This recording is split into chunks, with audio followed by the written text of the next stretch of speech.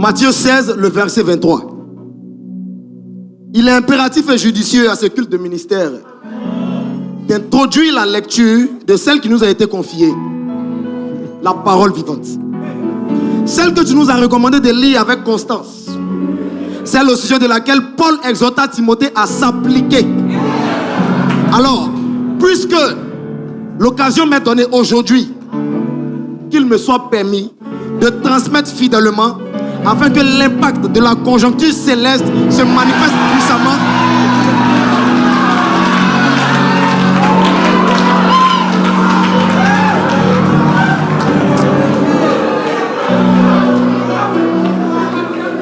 Matthieu 16, le verset 23. Mais Jésus, se retournant, dit à Pierre: arrière de moi, Satan, tu mets en scandale, car tes pensées ne sont pas les pensées de Dieu, mais celles des hommes. Amen. Amen. Alors nous remercions notre cher lecteur.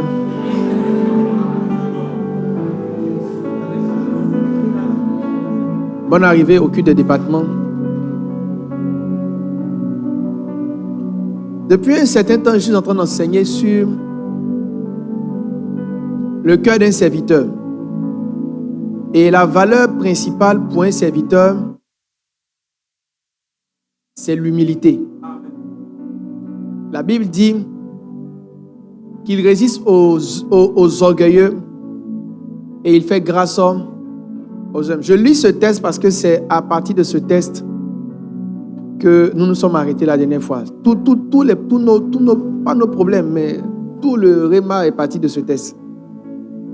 Donc je reviens rapidement sur le texte qui était le point de contact. Donc cette année, je m'applique à enseigner sur l'humilité. Mon expérience m'a montré que les gens ne connaissent pas l'humilité. Les gens ne connaissent pas l'humilité. Les gens ne sont pas humbles. Les chrétiens ne sont pas humbles. Beaucoup de personnes ne connaissent pas l'humilité. Beaucoup de personnes ne savent pas ce que c'est que l'humilité.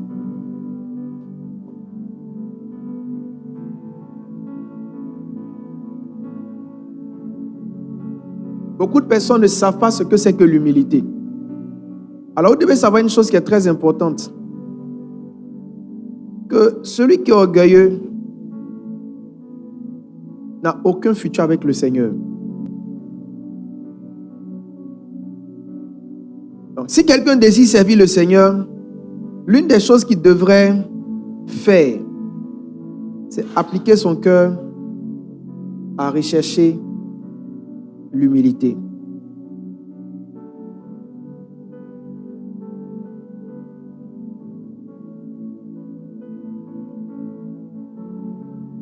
Amen.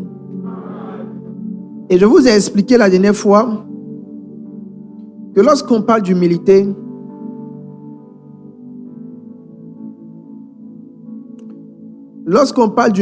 on ne parle pas de ta conception de l'humilité.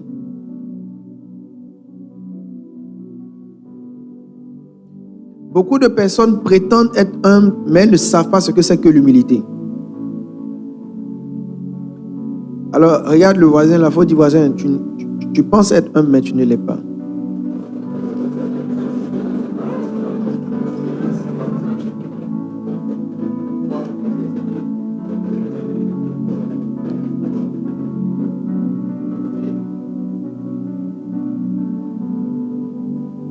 Il dit quoi?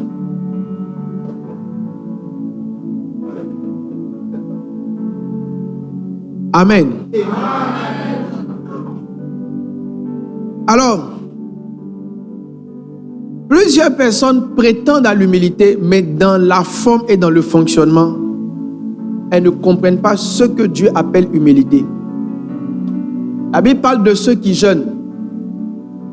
Parlons du pharisien, du publicain, pharisien le publicain. Il dit: je jeûne 2 fois la semaine, je paye ma dîme, je fais ceci, je fais cela. Mais la Bible dit que pendant qu'il disait ces choses, le Seigneur estimait en vérité qu'il marchait dans l'orgueil. Donc, son jeûne l'a rendu orgueilleux. Et j'ai même l'impression que plus les gens jeûnent et plus ils prient, plus ils deviennent orgueilleux. toutes les fois où on a du mal à avoir accès à la tête de quelqu'un, c'est qu'il a commencé à avoir ces révélations de Dieu. Les soumissions des gens commencent toujours après un long moment de jeûne. Quand quelqu'un ne va plus te respecter, il jeûne 40 jours d'abord.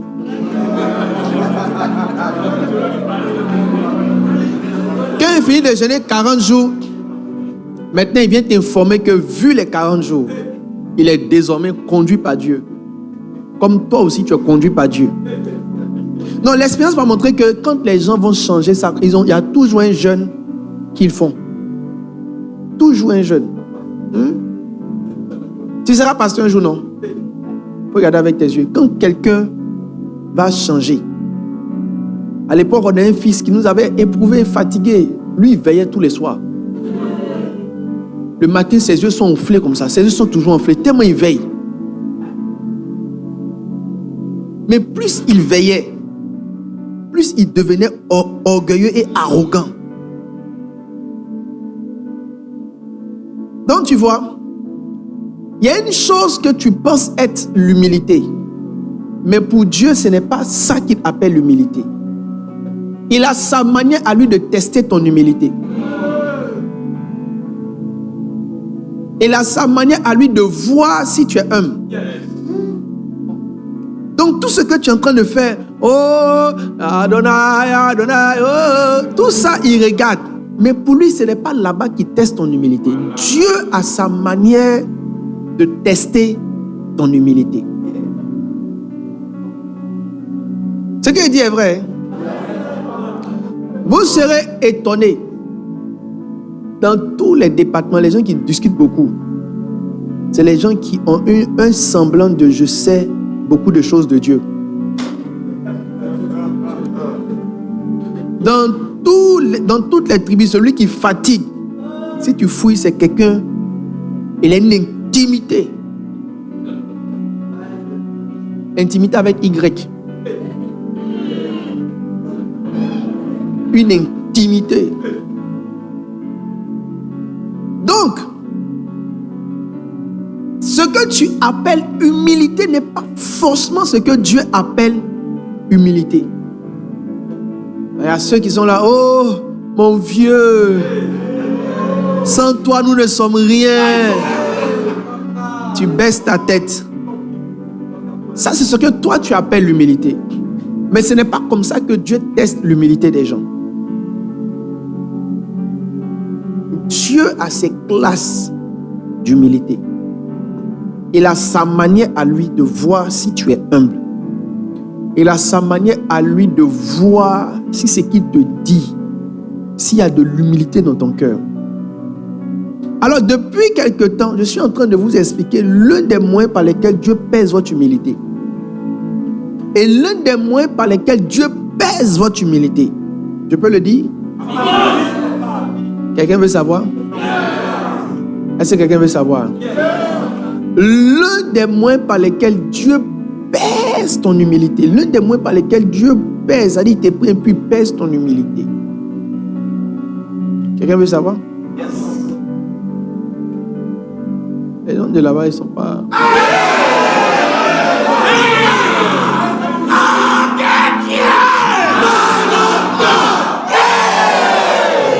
Attendez. Quand Dieu va vouloir voir si tu es vraiment humble,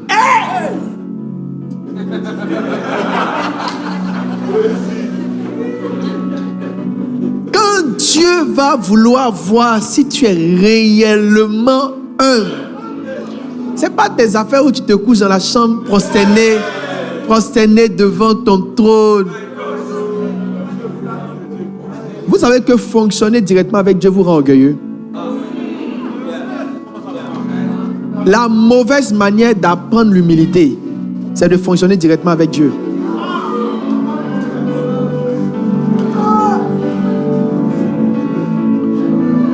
La mauvaise manière d'apprendre l'humilité, c'est de fonctionner directement avec Dieu. Tu n'apprends pas à être humble en fonctionnant avec Dieu.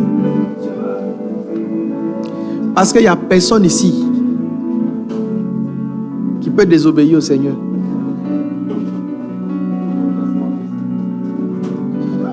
Asseyez-vous.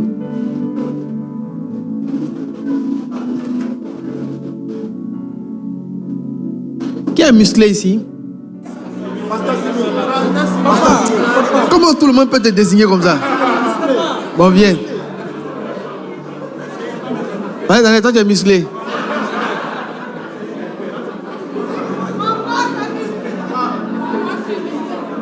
Non, lui, il est gros. Hein. Il a musclé et puis il a gros.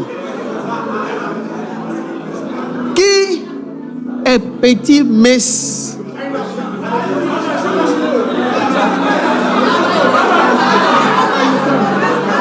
Non, toi tu es petit et mince. Viens. On dit toi tu es petite et mince. Mais toi tu es sur talon, tu es plus petite. Tu es grande quand même. Tu es plus court que ça. Non.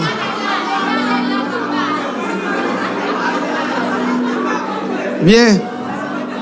Elle n'est pas mince.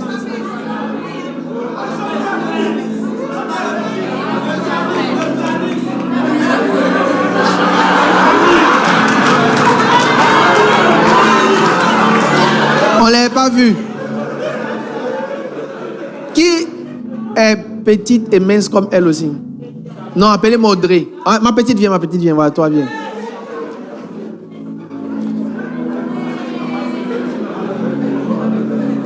Mets-toi comme ça.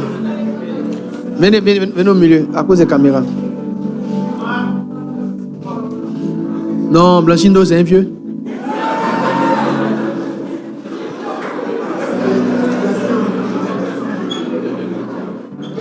Vous voyez,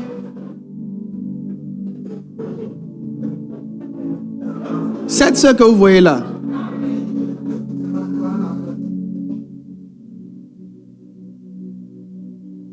devant Simi, il n'y a pas un challenge de politesse.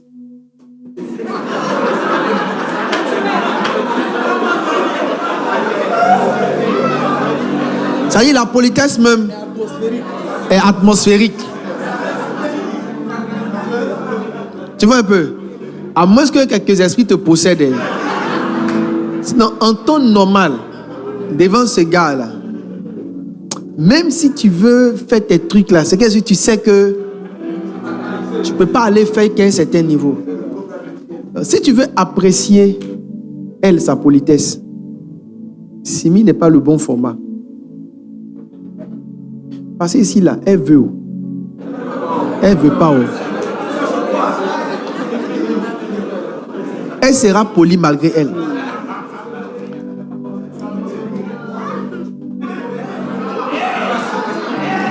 Si tu veux vraiment apprécier sa politesse, c'est par rapport à celle-là.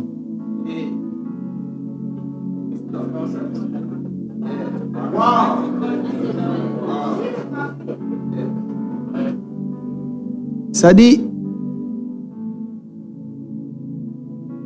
si son approche avec cette petite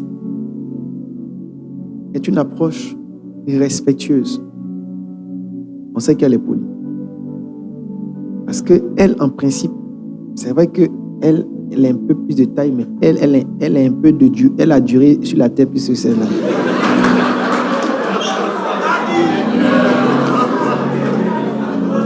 Donc, techniquement, elle est rodée, elle peut s'occuper d'elle assez facilement. Donc, si on veut voir si elle est polie, c'est pas Simi. Si on veut voir si elle est polie, c'est... Si on veut voir ton humilité, c'est pas Dieu. Parce qu'il n'y a personne qui s'élève à moins qu'il soit Lucifer contre le Seigneur. Devant Dieu, tous les cœurs sont naturellement humbles. Quand Dieu va vouloir voir si tu es humble, il va te mettre devant un homme. L'orgueil des gens se manifeste rarement devant Dieu. L'orgueil des gens se voit devant les hommes. Quand Dieu va vouloir tester ton humilité, Ce n'est pas lui-même qui va venir. C'est un homme qui va venir.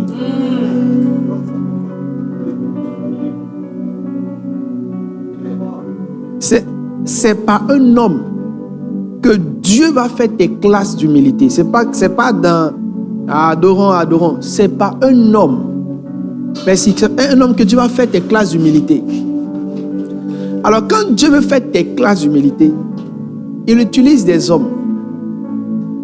Et quand il utilise des hommes, il utilise un moyen qu'il a mis à disposition des hommes que j'appelle les instructions.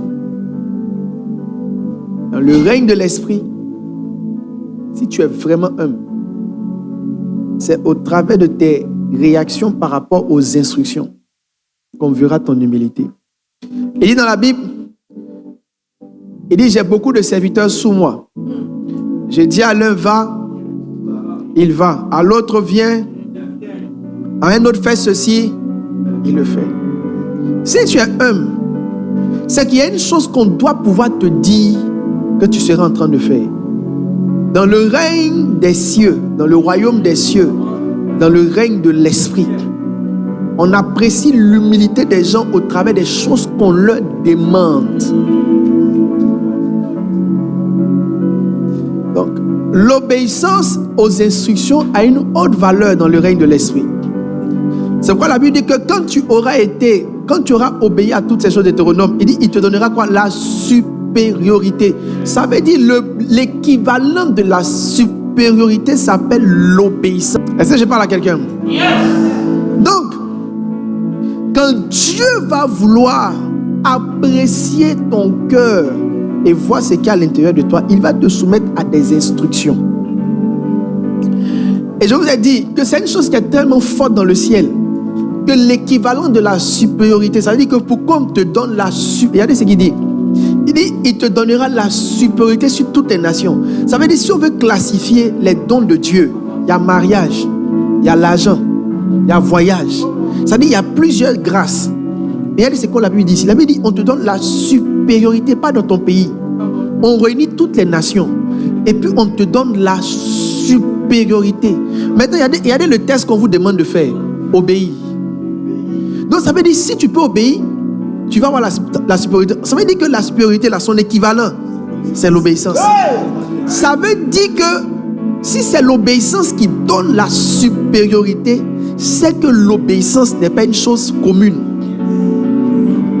Le diplôme qui fait de toi DG, c'est un diplôme qui n'est pas répandu. C'est parce que Dieu sait que les gens n'obéissent pas beaucoup que le prix des nations s'appelle l'obéissance. Il n'aurait jamais pris autre chose si c'était la chose la plus facile à avoir. Donc les positions les plus rares sont données à un type de diplôme qui ne sont pas communs. Donc obéir là, c'est parce que ce n'est pas commun que c'est la chose quand tu fais, on te donne toutes les nations.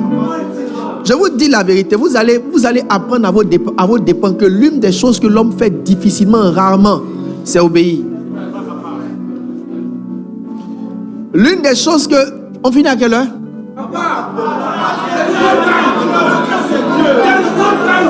L'une des choses que l'homme fait rarement, l'une des choses que l'homme fait difficilement, c'est obéir.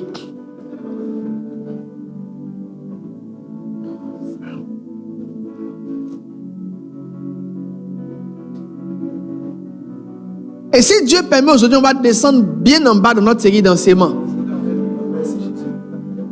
Il dit, si tu es obéissant et docile, je te donnerai les meilleures productions. Donc, aussi longtemps que les gens n'ont pas les meilleures productions, ça veut dire qu'ils n'ont pas été obéissants. Mais si tu dis à quelqu'un que tu n'as pas été obéissant, il va te dire, non, moi j'ai été obéissant, pourquoi je n'ai pas les meilleures productions? Il est probable que ce que tu appelles obéissance ne soit pas ce que le ciel appelle obéissance. Par exemple, il y a plein qui sont assis ici parce que j'ai dit qu'il y a réunion. Dans la forme, tu obéis.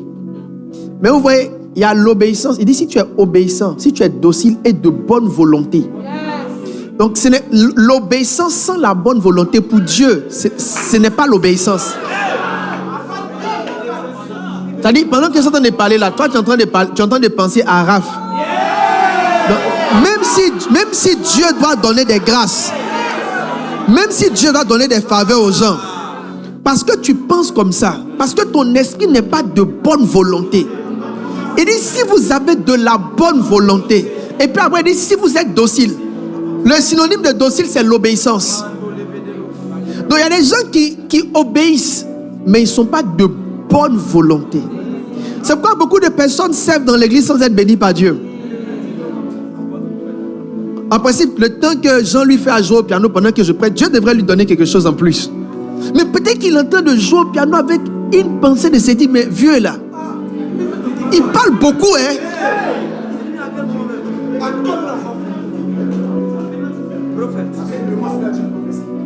Donc tu es chef de zone, mais chaque fois que tu envoies tes navettes, c'est beaucoup de pensées. Donc beaucoup de personnes prétendent faire, mais leur modèle d'obéissance n'est pas le modèle divin d'obéissance. Alors ce soir, je vais vous parler du modèle divin de l'obéissance. Les caractéristiques d'une obéissance qui engendre des résultats. Parce qu'il y a un type d'obéissance qui n'engendre pas de résultats. Et il y a un autre type d'obéissance qui engendre des résultats. L'hypocrisie n'a pas sa place dans l'église. L'hypocrisie ne peut pas prospérer dans l'église.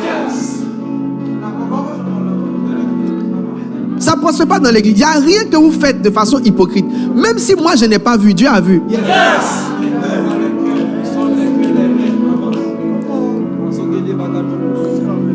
Donc c'est la raison pour laquelle tu es aussi engagé et aussi malheureux.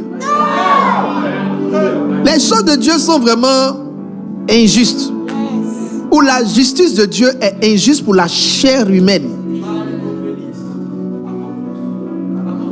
On dit par exemple que si tu jeûnes, que tu as jeûné pour que les hommes te voient, la Bible dit que tu as déjà reçu ta part. Tu as jeûné, mais c'est fini. On a fini. Ça veut dire que tu as jeûné, mais il n'y a pas de bénédiction. Ta bénédiction, c'est que les gens savent que tu as jeûné. Donc 3 jours secs là, tu n'as rien eu dedans.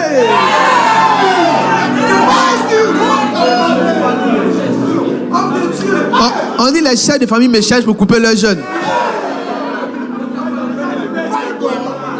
Le ministère aussi, les gens me cherchent, ils sont en jeûne, ils me cherchent pour couper le jeûne. On m'écrit tout ça là, doivent-ils couper? Les gens ne m'ont jamais écrit pour quelque chose. Hein. Mon téléphone, personne ne m'écrit. Aujourd'hui soir, à 18h30, 19h, on m'écrit. Les chefs de famille et tous ceux qui ont gêné, que doivent-ils faire? Je suis sûr que celui qui m'écrit là, mais les gens même lui ont posé question.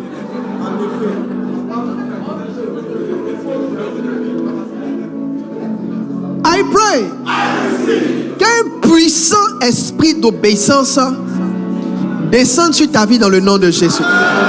J'ai dit qu'un puissant esprit d'obéissance descende sur ta vie dans le nom de Jésus. Avant de pouvoir toucher les types d'obéissance, il faut qu'on parle même de ce qui engendre l'obéissance. Et l'obéissance est engendrée par une instruction. Assieds-toi.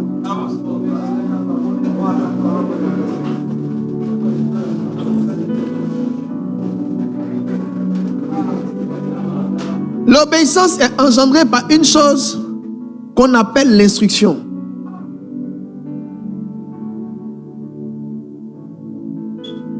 Alors, si tu veux apprécier ton humilité, il faut juste voir si tu es quelqu'un à qui on continue de dire des choses à faire et qu'il fait. Alors, qu'est-ce qu'une instruction? Une instruction, c'est un ordre. Un ordre. Quand on dit instruction, c'est un ordre. Les gens n'aiment pas les ordres. Hé! Va là-bas. Lève-toi. Assieds-toi. Saute. Assieds-toi. Les gens n'aiment pas les ordres. Les gens ont l'impression que les ordres, c'est le moyen par lequel ils sont avilis. Or, dans le règne de l'esprit, les ordres, c'est le moyen par lequel Dieu apprécie ton humilité. Donc, une instruction, c'est un ordre. Une instruction, c'est une consigne. Une chose qu'on te donne avec des... Il y a des gens, on va dire, venez, tous les soirs, nous voulons que tu sois là. Ou bien on te dit, non, la réunion, c'est à 10h. Mes amis, vous savez qu'intentionnellement, pendant que tu dis 10 heures, même dans son cœur, il a l'assurance. Il ne sera pas là à 10 heures.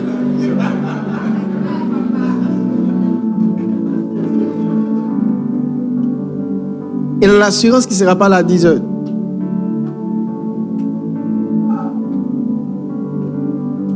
Des gens qui n'aiment pas les consignes. Ça veut dire qu'il faut lui dire viens, mais lui donner 1 heure. C'est comme tu es en train de... Tu en fais un peu trop. C'est vrai qu'on est assis ici. Je suis sûr que quelqu'un est assis ici. Mais son âme est en dehors de son corps.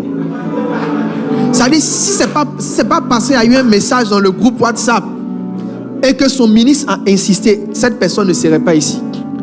Mais jusqu'à quand tu vas sortir de cette indépendance, cet orgueil, cette autonomie et comprendre que dans le règne de l'esprit, plus on obéit à des ordres, plus on prouve sa maturité, sa grandeur. Consigne. Après consigne, il y a quoi? Directive, prescription. On ne fait pas ceci, on ne fait pas cela. Il y a des gens qui n'aiment pas les prescriptions. Alors, 3 choses que je voudrais vous dire. Si tu obéis à la voix de Dieu, il te donnera la supériorité. Dans le règne de l'esprit, on ne prie pas pour avancer, on obéit pour avancer. Je suis en train de revenir sur les choses dont on a déjà parlé. On ne prie pas pour avancer, mais même si je reviens dessus, c'est toujours plus loin. Je vous dis la vérité. Il y a une chose qu'on va te dire de façon anodine. Pour toi, c'est une chose anodine qu'on te dit. Mais derrière cette instruction anodine se trouve ton futur.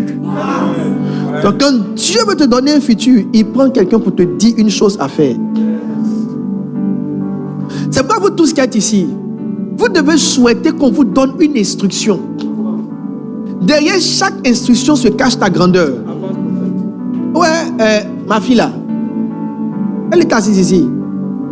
Gay. Gay était ici, j'ai dit Gay, va faire église. Elle a attrapé son cœur, elle est partie. Aujourd'hui, elle a 13 juillet, m'a corrigé, mais vous ça. Mais la manière dont je la vois travailler, je sens qu'elle est sur le chemin de la grandeur. Quand j'ai dit à Pasteur Inès, va ouvrir une église, Pasteur Inès, elle pensait que je ne l'aimais pas et que j'étais en train de la rejeter. Aujourd'hui, elle est bishop de 2 églises. Quand j'ai dit à Saül d'aller ouvrir une église, il a pensé que je ne l'aimais pas. Aujourd'hui, nous avons envoyé une photo, une vidéo. C'est son anniversaire. Là où il est là, les gens ont dressé une grande table. Ils ont fait sortir un grand gâteau. Depuis les dans cette église, personne n'a jamais fait ça pour lui. Personne.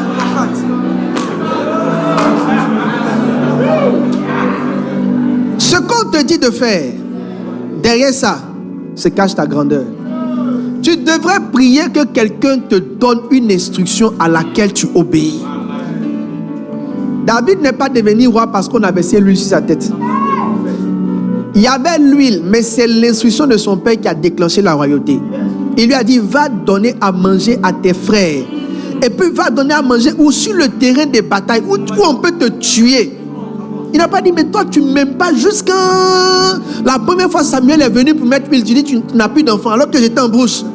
Je me rends compte que toi tu es un mauvais papa. Et puis aujourd'hui maintenant, parmi les autres sont là, mais c'est moi encore que tu vas prendre pour qu'ils partent là où on tue les gens.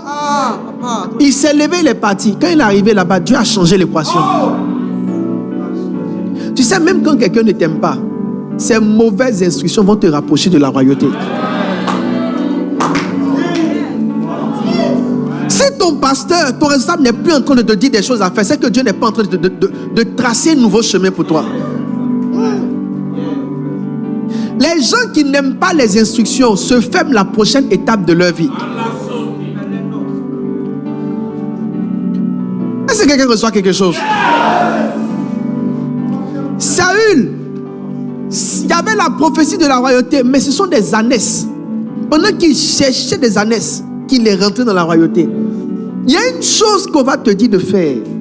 Au début, ça ne ressemble à rien. Mais si tu le fais, Si tu le fais, tu seras étonné que toutes les prophéties de ta vie étaient rattachées à cette seule chose. Va chanter. Quand tu seras en train de chanter, les portes les plus fermées de ta vie vont commencer à s'ouvrir. Donc dans le règne de l'esprit, on ne demande pas, on obéit pour que ça vienne. Il dit, si tu obéis, c'est alors que tu auras la supériorité. Je peux aider quelqu'un. Dans le règne de l'esprit, l'amour s'apprécie non pas par ce que tu dis, mais par ta capacité à faire une chose qu'on te dit.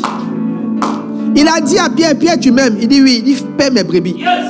Chaque parent sent parmi ses enfants celui qu'il aime le plus par sa capacité à obéir le plus aux instructions. Donc si vous me demandez, mais qui m'aime le plus ici? C'est pas compliqué. Ceux qui m'aiment le plus sont ceux qui font le plus ce que je dis. C'est pourquoi mon affection va vers un groupe de personnes spécifiques. Parce que c'est des gens que je peux actionner à n'importe quelle heure. Et ils seront en train de le faire. Donc l'amour est lié à la capacité qu'une personne a de faire le plus possible ce que tu désires. Si tu as des employés, celui que tu vas aimer le plus, c'est celui qui fait le plus possible les choses que tu veux. Donc même l'amour n'est pas basé sur le sentiment. L'amour est basé sur l'obéissance. Je t'en donne la preuve. Femmes, soyez soumises à votre mari. Les femmes n'ont pas compris que l'équation de l'amour, c'est pas je t'aime, tu le sais, je te porte dans mon cœur. L'équation de l'amour, plus tu obéis à ton mari, plus il est amoureux de toi. L'amour n'est pas dans le maquillage. L'amour n'est pas dans le tissage. L'amour n'est pas dans le rouge à lèvres. L'amour est dans l'obéissance et dans la soumission d'une épouse. Donc plus elle fait les choses que tu veux, comme tu aimes qu'elle le fasse, plus tu es amoureux d'elle. Malheureusement, elle exige de toi des choses et elle ne fait pas ce que tu lui dis de faire.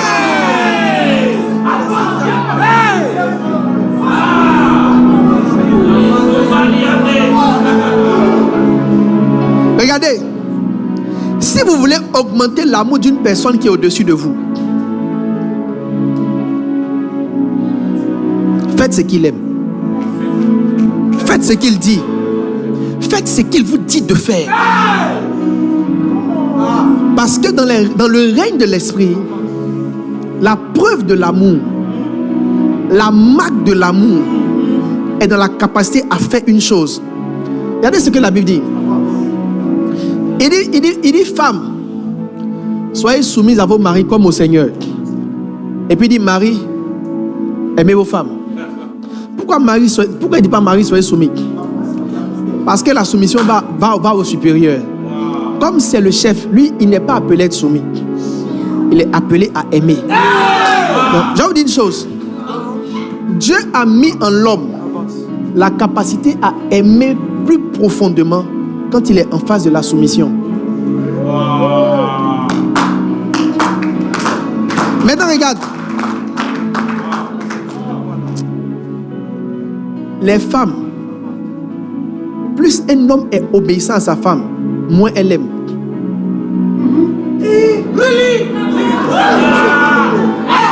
Les femmes ne sont pas amoureuses des garçons obéissants. Dieu n'a pas mis ça dans l'ADN des femmes. Les garçons dociles ne se marient pas vite.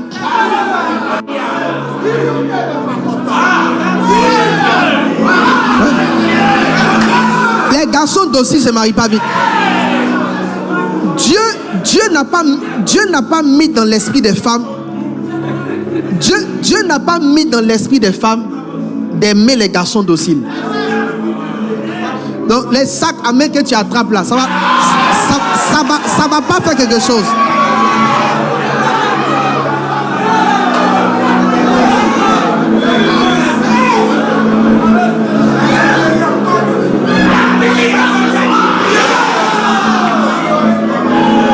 Mais Dieu a mis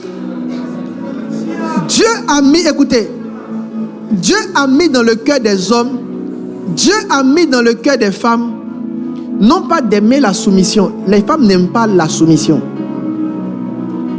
Les femmes aiment la bonté.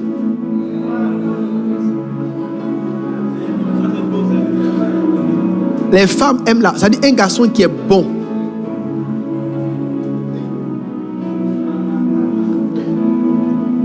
Donc, une femme, même sans rouge à lèvres, sans tissage, qui élève son niveau de soumission, va engendrer dans le cœur de son mari une forme d'amour, même peu importe que ce soit un cheminant.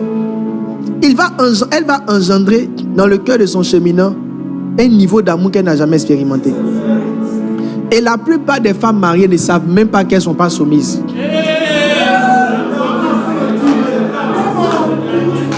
Les femmes mariées ne sont pas soumises. Ce qu'elles font, ce n'est pas la soumission. Elles veulent expliquer à leur mari les choses.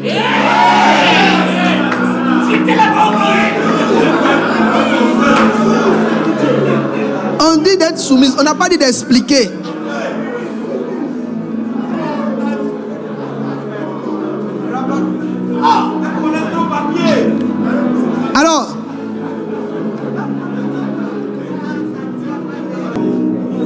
Alors écoutez-moi bien. Quand tu veux que ton pasteur t'aime là, faut pas faire la politique. Faut juste faire ce qu'il te dit. Il dit, Pierre, si tu m'aimes, si vraiment tu m'aimes, si tu dis que tu m'aimes, fais ce que je te dis.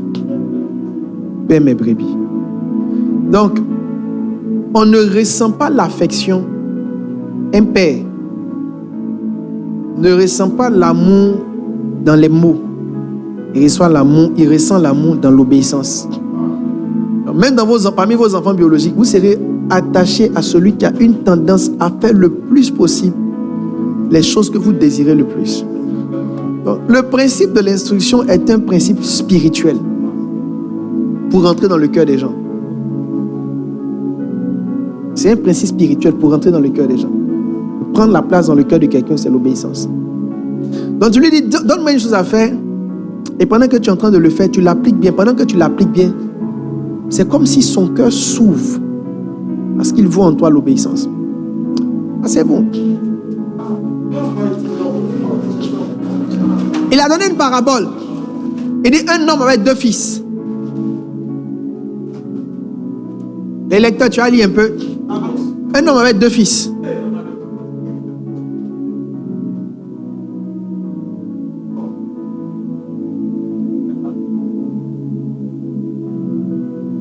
Je sais qu'il paraît que votre pays a des heures, mais depuis que je suis là, l'Esprit de Dieu m'a dit, depuis la loge, m'a dit non.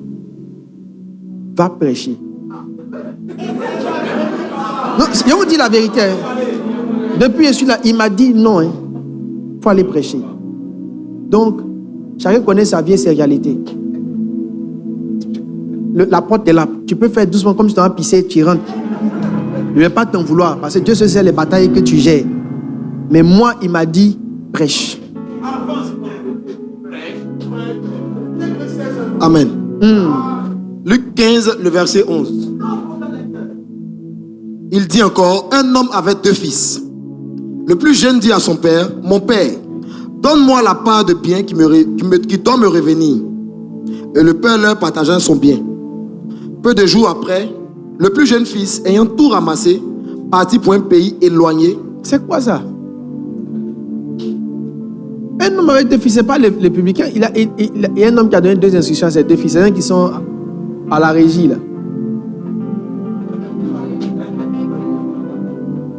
Matthieu 21, le verset 28. Que vous ensemble, frère, un homme avec 2 fils. Tu as le micro pour bien lire. C'est quoi tu fais là?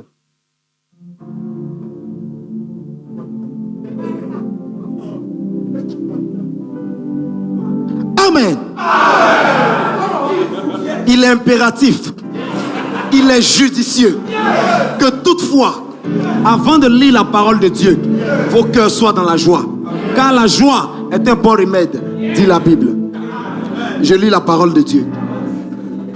Matthieu 21, le verset 28.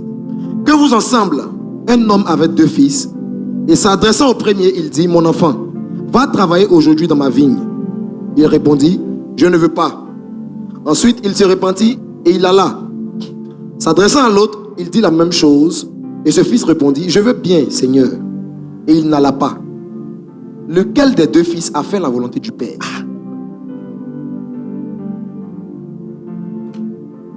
Continue.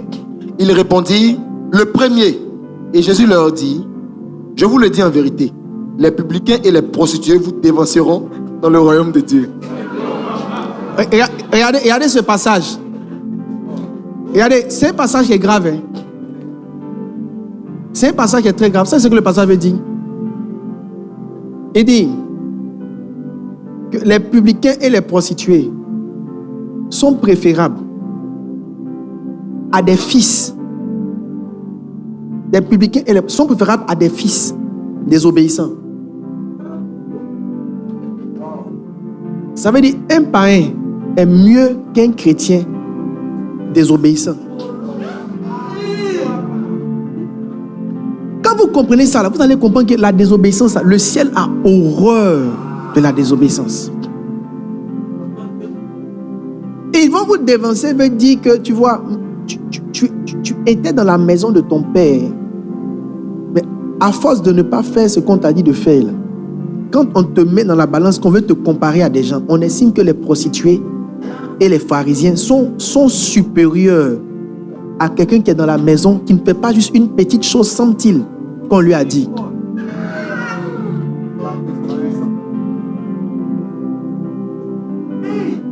Vous devez mourir à quelque chose. Hein. On doit pouvoir te dire, lève-toi. Tu te lèves et assieds-toi. Lève-toi. Assieds-toi. Lève-toi. Assieds-toi. Lève-toi.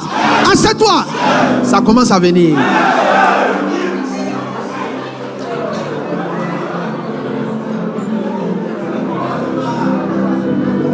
Satan n'aime pas trop ce que tu es en train de faire. Il sent que quelque chose en toi est en train d'être brisé.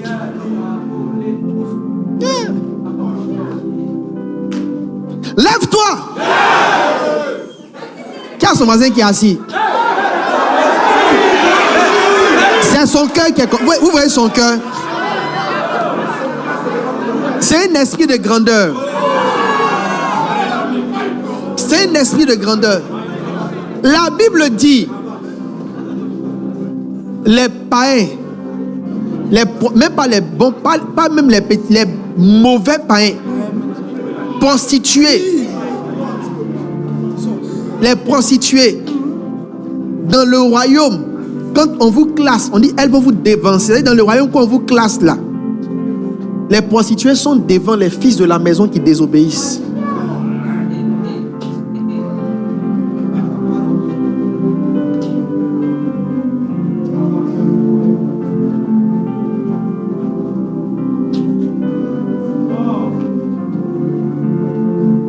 Tu sais pourquoi? Parce que tout le monde n'est pas censé être désobéissant. Si tu dis à un enfant dans la rue, fais ci et puis fais pas ça, il n'y a pas de problème. Mais quand tu dis à ton enfant, fais et puis ne fais pas, il y a un double problème. Il y a le problème qu'il n'a pas fait, mais il y a le problème que c'est ton enfant. Assieds-toi, assieds-toi, assieds-toi.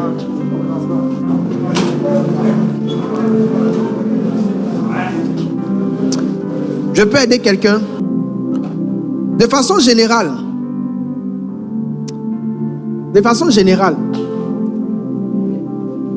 quand Dieu a toujours un plan avec toi, ce n'est pas quand tu l'adores que tu le découvres. Jacques, ça va? C'est pas quand tu l'adores que tu le découvres. Quand Dieu a un plan avec toi, c'est quand il te dit des choses que tu sais qu'il est encore avec toi. Je l'ai déjà enseigné. Il n'y a personne que le Seigneur a rencontré sans lui donner une chose à faire. Personne. Quand il a croisé, même Adam, quand il a créé, il lui a dit il faut nommer. Donc, toute intimité réelle avec le Seigneur suppose que tu es en train de faire une chose qu'on t'a dit de faire. Parce que dans le règne des cieux, l'intimité, ce n'est pas les sentiments. L'intimité, c'est une chose qu'on te dit de faire et que tu es en train de faire. Je vais vous dire la vérité, les gens qui me sont le plus intimes, ce n'est pas les gens avec qui j'ai ri le plus. Pasteur Aline est très proche de moi. ce n'est pas au titre de l'amour, c'est au titre des instructions. Parce qu'elle est là pour faire beaucoup de choses que je lui demande. Le jour où elle n'aura plus son poste, si elle n'y prend garde, on n'aura peut-être plus la même relation. Souvent, tu ne sais même pas que ta proximité avec ton père, c'est parce qu'il y a des choses qui continuent de te dire de faire. Ce qui fait qu'on se voit, qu'on cause, c'est même pas l'amour. C'est une chose que je t'ai dit de faire, que tu es en train de faire. Moi, pasteur Mohamed ne m'appelait pas. La première fois il m'a appelé, j'étais en retraite. Mon téléphone a sonné, il a vu passer Mohamed Sanogo. Au lieu de décrocher, j'ai jeté le téléphone. Parce que je l'avais vu 2 mois ou 3 mois avant. Je lui avais dit que quand il va faire la croisade, moi, je vais prendre. À l'époque, il faisait des bons. J'allais prendre des bons. Donc, c'est ma décision de prendre des bons là qui a fait que le jour où il voulait faire sa croisade, il s'est rappelé de moi. Il m'a dit, ah, tu avais dit que tu allais prendre des bons, non? Donc, il m'a appelé pour me rappeler mes bons. Il dit, Père, sois sans crainte. Les bons même qu'il a dit là, c'est petit même. Quand tu es sous l'onction, faites attention. Hein. Vous allez dire des choses, mais vous n'allez pas comprendre votre vie après. Aujourd'hui, il m'appelle. On cause. Tout à l'heure, j'étais à lui, on était en train de causer. C'est pas parce que je suis son meilleur fils. C'est pas. On est parti causer des répiers. C'est à cause des répiers ici rentrés. C'est pas que non, mon fils chéri, Abidjan, appelez-le. Non, hein. C'est un répit qui m'a fait entrer là-bas. Il nous a tellement donné des docs. Mais c'est parce que j'étais en train de faire une chose qu'il m'a dit de faire. Je ne me souviens pas qu'un jour il m'a juste appelé pour dire allô, comment tu vas? Non, je ne sais pas qui m'a appelé. Fils, ça va? Les trucs des pasteurs là, c'est comment? Et l'autre truc là, c'est comment? Donc il n'y a jamais eu allô mon fils, tu m'as manqué, hein? Il n'y a pas ça. Il n'y a pas tu m'as manqué. Il n'y a pas manquement là-bas. C'est mon fils. Et je n'en suis pas frustré. Je te dis une chose. Tu sais ce qu'une instruction veut dire pour un père? Ça veut dire parmi mes enfants, c'est celui en qui j'ai confiance. Donc quand ton père ne te donne pas des choses à faire, ça veut dire qu'il ne te fait pas confiance. Si tu veux savoir comment ton père te voit, il faut évaluer les charges qu'il te donne. Les charges que ton père te donne sont le signe de comment il te voit. Donc plus il t'en demande, n'en sois pas frustré. Dis-toi que c'est parce qu'il s'est dit que si c'est chaud partout, le petit là, il va m'enlever de quelque chose. Vous devez être de ceux... Ton téléphone doit sonner, puis c'est mon numéro qui est dans ton téléphone. Qui veut ça? Il dit, fils, écoute et obéis aux instructions de ton père. Donc la filiation, c'est même pas l'amour. La véritable filiation, c'est une chose à faire. Même la relation de Christ et de son père, c'était une mission. C'est juste une mission. Va faire ça, c'est tout. On a dans l'église des bébés qui veulent venir se blottir dans quelque chose d'émotionnel qui n'a pas son sens. Ici, c'est l'armée. Je dis à l'un, va. Il va. À l'autre, viens. À celui-là, fais ceci. C'est tout.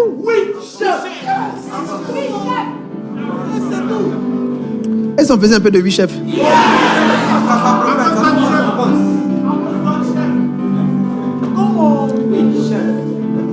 Qu'est-ce qu'on fait là? On commence par quoi? Autant. Autant c'est comment? Viens devant le représentant. Autant. Bruce, c'est quoi cette veste là? Autant.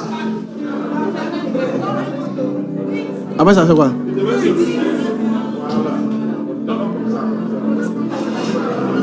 Autant fixe. Ça c'est quoi ça? Pardon.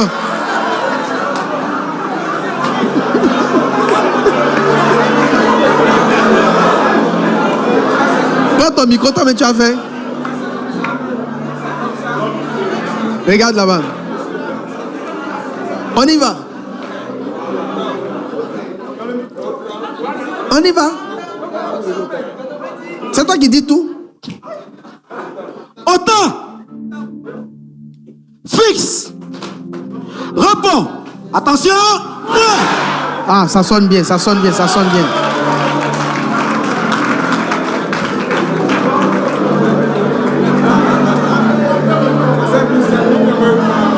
Attends. Fixe. Repos. Attendez. Ça, la confiance, c'est cambré. On était où ça? Autant. Fixe. Repos. Attention.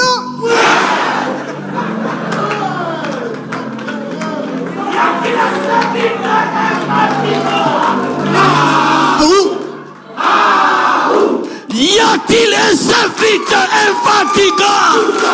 Vous êtes où? Vous êtes où?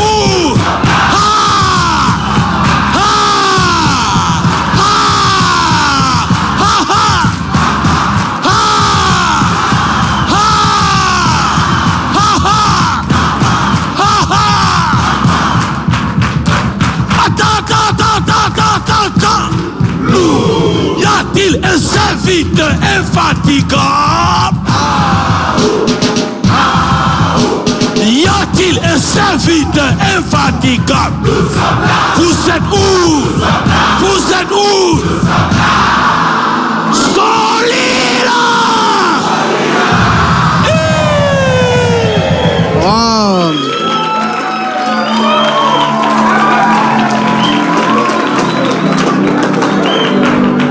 Alors, assieds-toi. Les différents types d'instructions. Il y a l'instruction claire. Il dit fais ceci et il le fait. J'ai déjà parlé de ça, n'est-ce pas? Deuxième type d'instruction, l'enseignement. Je suis en train de vous dire les plateformes par lesquelles on reçoit des instructions des pères. Numéro 1, une instruction claire. Numéro 2, c'est l'enseignement. Ce que Dieu te parle, il te donne des instructions au travers des enseignements. Moi, les choses que je dois faire, je les entends pendant que j'écoute les enseignements. C'est pendant que j'écoute les enseignements que j'entends Dieu me parler. Toutefois que Dieu va vouloir te dire une chose à faire, étrangement, tu peux écouter beaucoup d'enseignements, mais les instructions de ta vie, souvent c'est caché dans les enseignements de ton Père. Souvent c'est un exemple qu'il donne et puis tu sens que l'exemple là, c'est ce que Dieu veut que tu fasses. Souvent c'est un témoignage. Souvent mais c'est une chose que tu le vois faire. Ça veut dire Dieu dit va faire ça aussi. Il te montre comment on fait. Il va faire ça aussi. Donc les enseignements sont importants. Concernant les enseignements, il y a beaucoup de choses que j'ai eu à dire concernant les enseignements. Après, il y a les suggestions.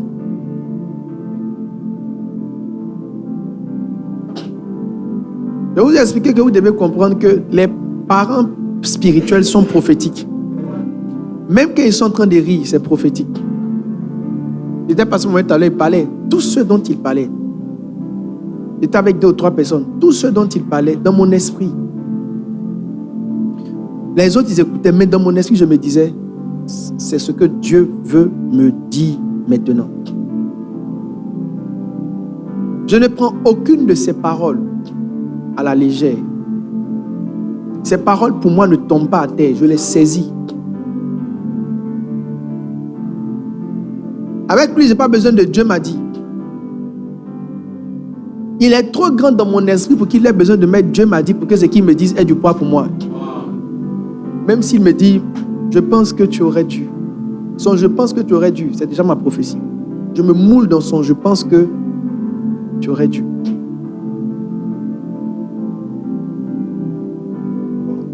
Élevez votre niveau d'obéissance aux suggestions.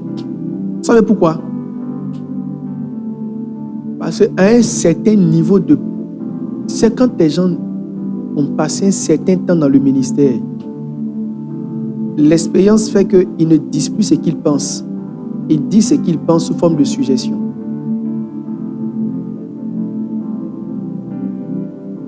Il y a un niveau... C'est ça, c'est quand tu es nouveau que tu es sur les gens. Et le temps là, la fatigue même. Tes challenges vont faire que tu peux voir quelqu'un faire quelque chose. Mais tu ne vas pas lui dire sincèrement ce que tu aurais voulu qu'il fasse. La plupart des pères d'un certain niveau ne disent pas ce qu'ils veulent. Ils disent ce qu'ils veulent comme s'ils faisaient des suggestions. Il ne va pas te dire reste, il va dire tu t'en vas.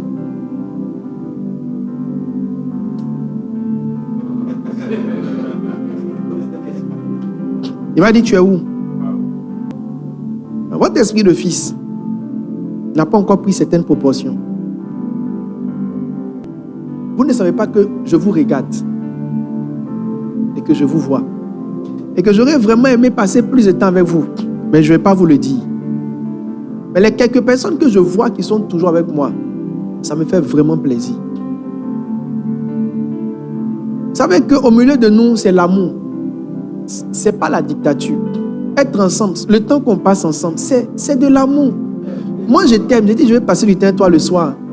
En 19h. En 19h et 23h. Toi, tu vois ça en affaire de militaires. Non, je suis content. Mes amis, vraiment, je suis content d'être avec vous. Je suis vraiment content d'être. Je ne peux pas vous dire, viens. Mais je te dis, bon, on fait une formation. Bon, voici mon fils Manzan, qui est prophète. Il a son église. Bon, il est là. Il a son église assis là. Je ne dis rien. Et ça me touche. Ça me touche beaucoup. Ça me touche. Merci Jacques. Lui, c'est un international. Là, mais c'est parce qu'il est fatigué, mais il est assis là. Je ne vais rien dire. Ça me touche. Je ne vais pas les appeler pour leur dire venez. Parce qu'à un certain niveau, tu n'exprimes plus vraiment ce que tu veux. Tu regardes. S'ils ont fait, tu prends. S'ils n'ont pas fait, tu laisses. Mais celui qui a la sensibilité pour faire, inconsciemment, il est en train de se positionner dans ton cœur d'une certaine manière. La paternité, c'est différent de l'école militaire. Parce que l'amour a besoin que ce soit intentionnel. Ce n'est pas tout que tu veux ordonner et voir des gens faire. Il y a des choses que tu veux voir les gens faire sans que tu ne leur dises. Quel mérite vous avez, c'est de dire, soyez moi tout le temps. Un gars que j'aime bien, c'est Simi. Simi, je ne sais pas comment notre relation s'est forgée. Simi, c'est un gars qui s'est improvisé dans ma vie. C'est vrai qu'on ne se voit pas beaucoup, mais s'il voit que ma voiture s'en va là, il me suit. Ils vont partir à 13, je ne sais pas si c'est où je vais. J'arrive là-bas, Simi a garé, il a 13, il voit sa voiture, sa 4x4, il dit, mais aïe. Et puis, il est là. Je n'ai rien dit quoi, mais dans mon cœur, ça m'a vraiment touché. Tu vois que quelqu'un veut vraiment être avec toi. Ça m'a touché. Je ne l'ai pas dit, mais ça m'a vraiment touché. C'est la même chose que je ressens quand je vous cherche et puis on dit il est parti. C'est quelque chose que je ressens. Quand je t'envoie un texto, tu es où?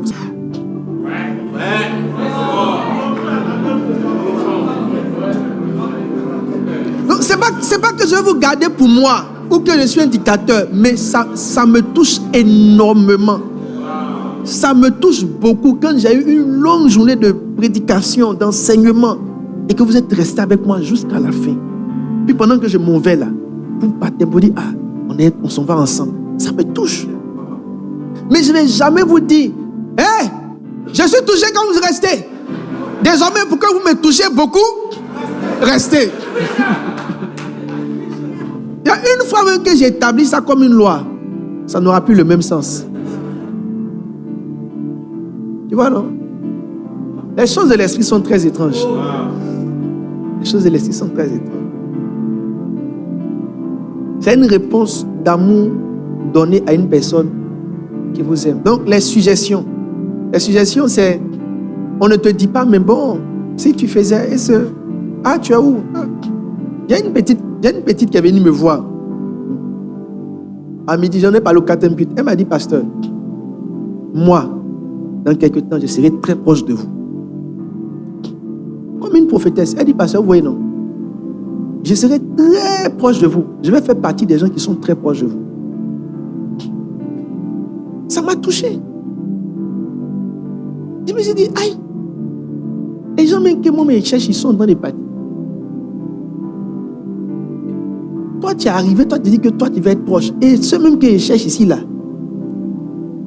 Tous les gens de la com, là, toujours quand tu sortes les arbres, ils sont où? Ils viennent des parties, ils vont dirait des voleurs. C'est-à-dire, c'est comme s'ils sont là, et puis ils regardent. Si je ne suis pas en bas, et puis c'est pas, il n'est pas là, il n'est pas là. Descendez maintenant. Et quittez le lieu vite.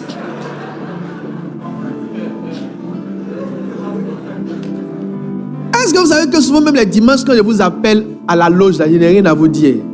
C'est pour vous voir. C'est que souvent, même le travail même que je te donne, ce n'est pas parce que quelqu'un d'autre ne peut pas faire. Même mieux que toi. Mais c'est parce que je t'aime bien. Donc j'aime t'appeler, faire ceci. J'aime tous les gens que Dieu met à côté de moi. J'aime les femmes de la loge, je les apprécie beaucoup. Je suis avec elle dans la loge, j'aime. Michou, c'est quelqu'un que j'aime. Est-ce qu'elle est où, Michou? C'est quelqu'un que j'aime beaucoup. Oui, je les aime. Beaucoup, vraiment. J'apprécie. En fait, tout ce qu'elles font me touche. Je les fatigue, mais tu sais souvent que tu fatigues là, mais c'est pour amplifier l'amour même. Non, je les fatigue. Hein. Hé, Michou, tu es lente. Michou, mais il n'y a rien, en fait, il n'y a vraiment rien. C'est qu'elle fait là, il peut attendre, il n'y a rien, mais il n'y a pas d'urgence. Mais c'est ma manière à moi d'apprécier. Donc souvent quand j'arrive et puis elles sont en retard, je le ressens. Je ressens ça bien même. Donc jamais ouvert mon cœur jusqu'à ce point, mais c'est vrai, je le ressens. Quand je viens, puis les filles de la loge sont dit, personne n'est encore venu, je le ressens. On est parti chercher mes trucs, faire mon café, mais je n'ai jamais fait ça même. Passaline est toujours là. Passaline là, c'est quelqu'un, elle est très précieuse pour moi. Oui. Très précieuse. Passaline, elle est très précieuse. Nous sommes, elle et moi, nous sommes nous sommes des ennemis. Elle est où même? Parce que Aline, elle et moi, nous sommes des ennemis.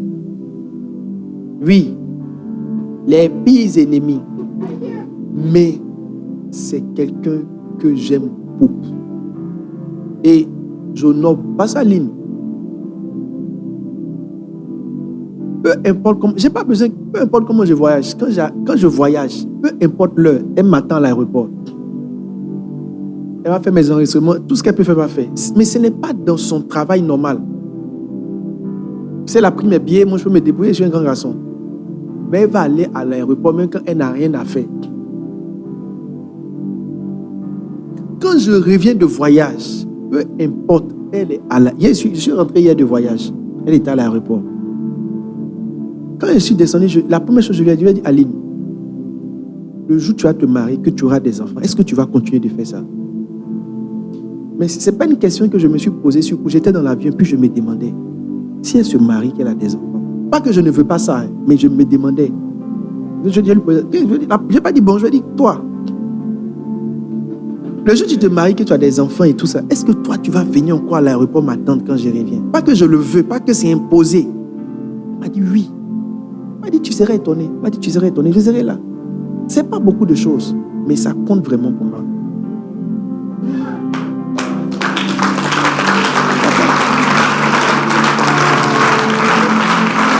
Ça compte beaucoup. Donc, ne voyez pas ce qu'on est en train de faire là comme une affaire d'esclavage. Non, c'est l'amour. Nous, on est guéris par votre présence. On est guéris par votre amour. On se bat parce que vous êtes derrière nous. Le ministère qu'on fait là, c'est parce que vous êtes là que moi je suis debout. Peu importe mon onction, Jean-Moi, il y a le manteau de Jean-Baptiste, ça n'a rien. Si elle vient dimanche, on me dit que ceux les ont quitté l'église, ça va m'affecter fortement. Et vous devez savoir, si vous quittez l'église, ça va me faire mal. Beaucoup. Déjà même tu vas avant moi, mais ça me fait mal.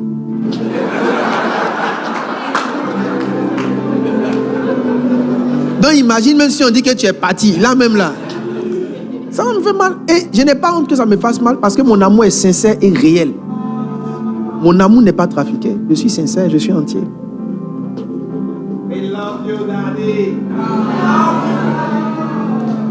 Bon, Yvan Yolanda, vous ne voulez pas le soutenir. C'est trop choco. La vraie version, c'est quoi?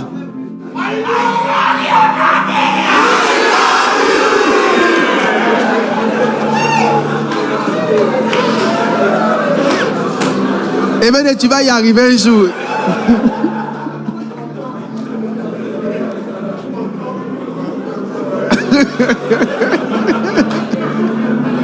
Terminons. Et un autre élément, c'est le fardeau. Voilà.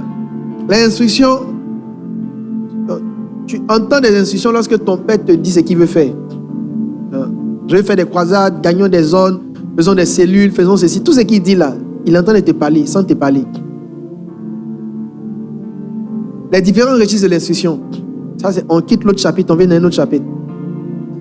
Les différents registres de l'instruction. Registre numéro 1. L'instruction blessante ou la réprimande. Alors, Jésus va rapidement, on va attaquer ça rapidement.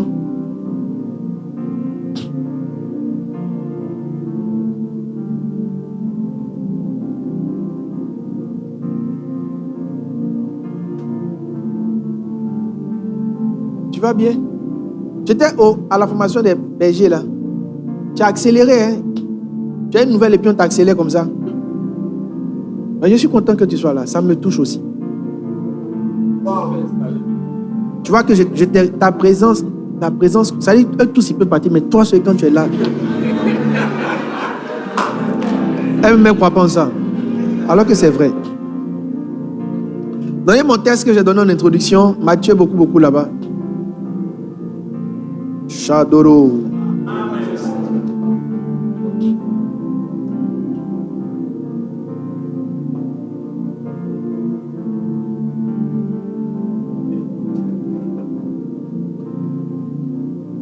Matthieu 16, le verset 23. Mais Jésus, se retournant, dit à Pierre, arrière de moi, Satan, tu mets en scandale, car tes pensées ne sont pas les pensées de Dieu, mais celles des hommes. Alors dans ce cas-ci, on a affaire à une réprimande de Christ. Christ est en train de réprimander Pierre. C'est qui Pierre? Parce qu'il a dit à Jésus que Jésus ne devait pas parler de sa mort. N'est-ce pas? Alors, je vais vous expliquer que ce que Jésus a dit de façon violente, il aurait pu le dire de façon calme. Donc, souvent, quand ton père veut te donner une instruction, souvent il te chauffe. Crie sur toi. Il te secoue. Tu sais pourquoi? Simplement parce qu'il veut voir ce qui est dans ton cœur. Le cœur des gens est révélé. Le cœur des hommes, est révélé quand tu deviens dur. Souvent, les gens sur qui on ne crie pas, c'est les gens on sait, ils sont des orgueilleux.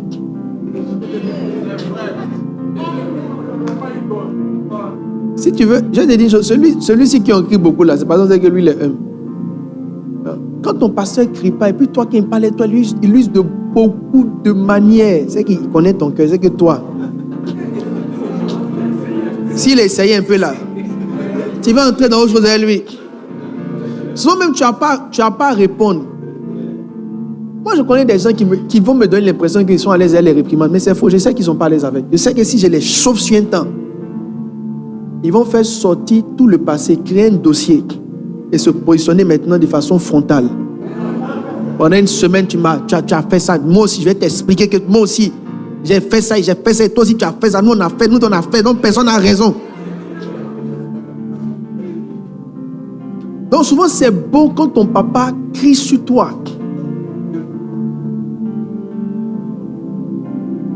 Ça te révèle en vérité ce qu'il pense que tu es. Il pense que tu es humble. Et pour dire la vérité, un vrai papa ne crie pas si un enfant orgueilleux.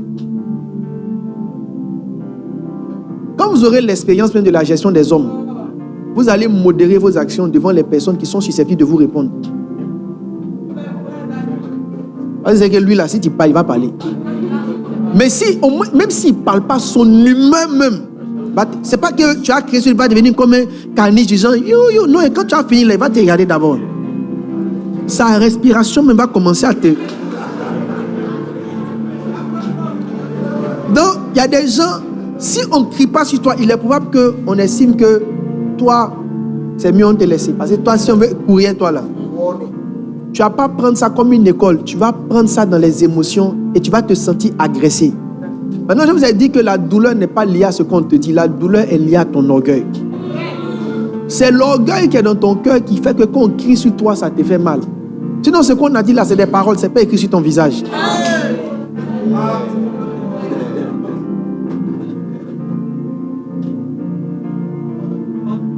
Ce sont des paroles, c'est pas écrit sur ton visage.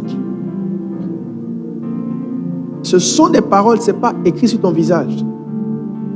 Donc, la réaction aux réprimandes. Je ne dis pas que tu ne dois pas sentir que ça te fait mal, non. Mais la conclusion que tu vas tirer de ce qu'on dit là, c'est ça le problème. Est-ce que je parle à quelqu'un? Et puis ton attitude après ça, on a crié sur toi, tu te refroidis, tu te mets dans ton coin. C'est l'orgueil. Les gens orgueilleux, quand on les reprend, ils se refroidissent et puis se mettent dans leur coin. C'est l'orgueil qui te fait rentrer dans ton coin. On ne t'a pas fait de mal, c'est ton orgueil.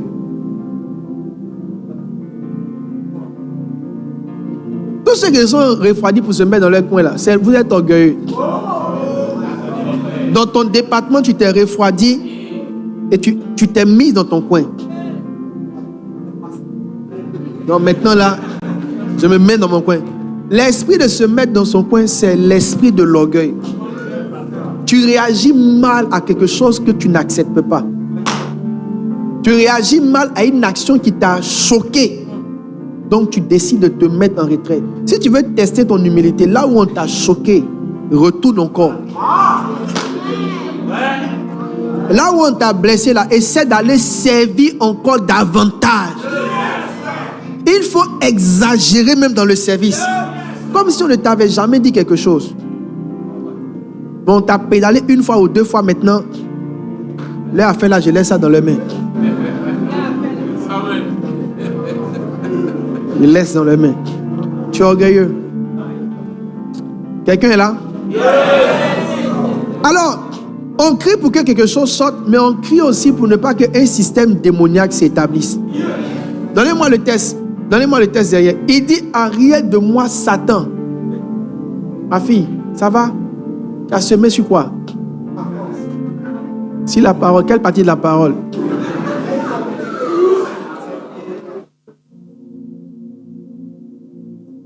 Le fait de s'isoler. C'est une challenge que tu as beaucoup. Que Dieu t'aide.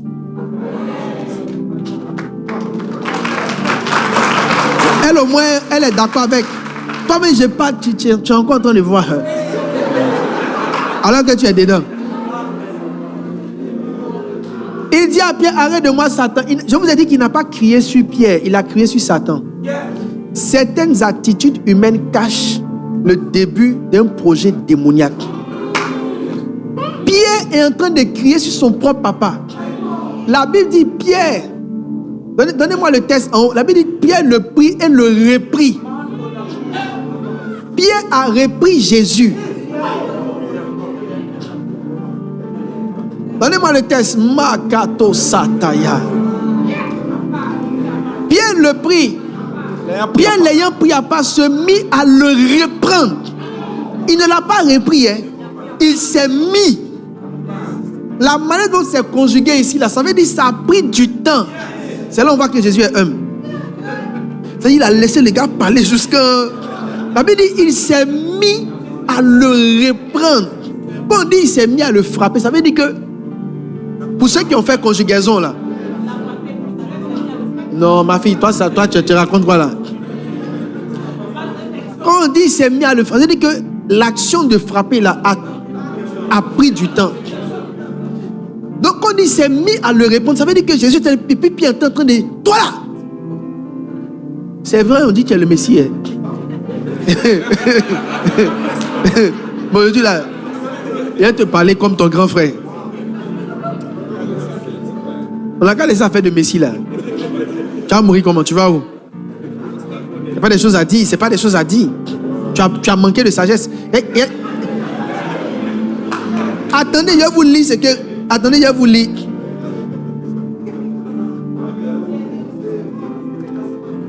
Reproche, réprimander. Réprimander en français, on dit c'est signifie blâmer quelqu'un avec autorité. Donc, on ne réprimande pas quelqu'un sans autorité. Pierre a dû dire à Jésus, tu dis quoi comme ça même? Arrête ça. Imaginez un Pierre qui est en train de crier sur Jésus et tous les gens, les Jacques, tous les manchés là, ils sont là. Lui fait des reproches pour une faute ou un comportement inapproprié.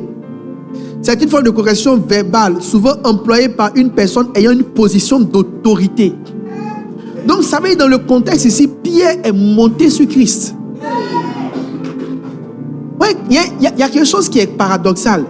La Bible dit que votre douceur soit connue de tous. Pourquoi celui qui dit que votre douceur soit connue de tous peut se lever un matin et décider maintenant d'insulter de ses enfants, de l'appeler Satan?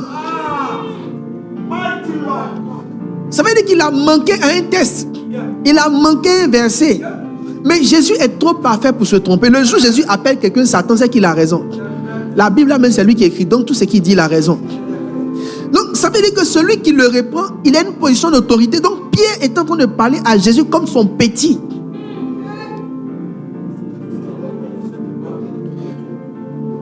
Que dit maintenant le grec de réprimander?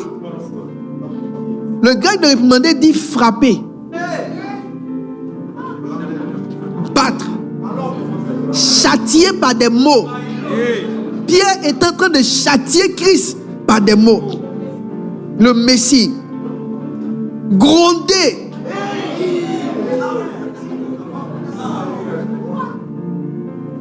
Alors, dans un tel contexte, il n'est pas question de douceur. Parce qu'un plan démoniaque est en train de prendre place progressivement dans l'église. Quelqu'un est en train de montrer aux autres comment tenir en respect les autorités. Maintenant, le problème, c'est quoi? C'est qu'il s'agit de Pierre. Pierre, c'est qui? C'est le modèle. On vient à peine de l'élever. On dit c'est celui que tout doit se mouler. J'ai enseigné aux pasteurs une chose qui est très forte. Dans le dernier camp des pasteurs, Jésus a dit, tu es Pierre et sur toi je bâtirai. Je parlais des colonnes. Il a dit qu'une vision même que Dieu te donne ne s'appuie pas sur toi. Ça s'appuie sur Pierre. Bon, laissez ça, ce n'est pas votre sujet d'aujourd'hui. Avançons. Lui-même, sa propre vision, c'est sur Pierre, ça y est. C'est pourquoi quand Judas l'a trahi, il a laissé mourir. Mais quand Pierre l'a trahi, il a lutté pour qu'il revienne. Parce qu'il avait besoin de lui. Dans la vie, il y a des gens, si tu les as perdus, tu as perdu tout ton ministère. Ouais. Il a reconnu que lui, là, c'est celui qui va tout faire. Il y a des gens qui ne sont pas des humains, c'est des esprits. Pierre, l'ayant pris, n'a pas s'est mis à les répondre. Donc, je vous ai dit que il a repris Pierre parce que Pierre est en train d'établir comme un système démoniaque. Il est en train de montrer comment quelqu'un doit crier sur son papa. Wow. Donc, si Jésus laissait faire, c'est ce que Jean allait faire. C'est ce que Matthieu allait faire. C'est ce que Marc allait faire. Il s'est levé et il a dit, Satan, ce que tu as commencé à faire, je n'aime pas. Et je vous ai dit la dernière fois que la vérité c'est que dans les groupes, par exemple, le retard est venu par une personne. Je suis parti dans un pays.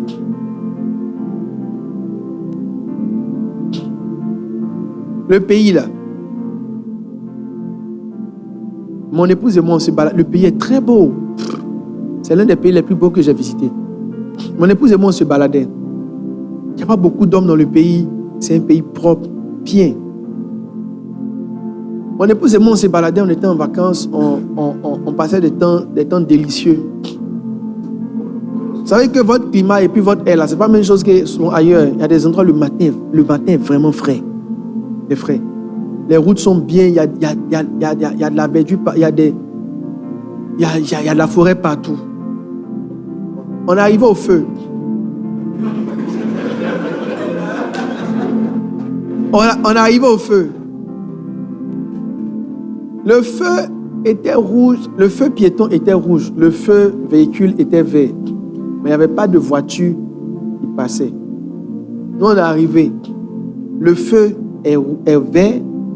Nous, notre feu est rouge. Mais il n'y a aucune voiture. On a trouvé 2 gars du pays là, au feu là, ils sont arrêtés comme ça. Il n'y a pas de voiture. Le feu est rouge, mais il n'y a pas de voiture. Ça n'existe pas que la voiture est loin et puis tu as... Non, il n'y a même pas de voiture en vue. Mais le feu piéton est rouge. Les 2 sont comme ça. L'autre a son vélo, il a garé son vélo. Mon épouse et moi, on est venus à leur niveau. On regarde, on ne sait pas si on traverse ou bien on reste. Donc on était derrière eux. On s'est regardé, ça c'est quoi ça? J'ai dit, ma femme, on n'a qu'à rester là. On est resté là jusqu'à... Le feu a duré. Il n'y a pas de voiture. Le feu maintenant est devenu rouge, notre feu est devenu vert. Maintenant, nos 2 gars là vont partir. Tout le temps que j'ai passé dans ce pays, tous les gens de ce pays ont fonctionné toujours comme ça avec les feux. Eux, ils ont des feux partout. Ils ont feu même devant la maison des gens. Ça dit, donc, ma femme et moi, on avait pris un véhicule, les familiales là.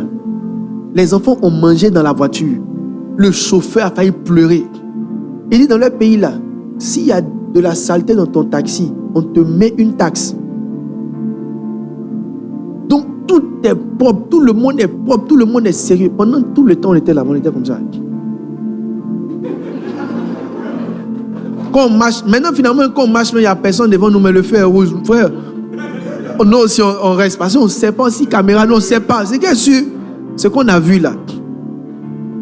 Par la grâce de Jésus seul. Par la grâce de Jésus seul. Nous, on est revenus en Côte d'Ivoire.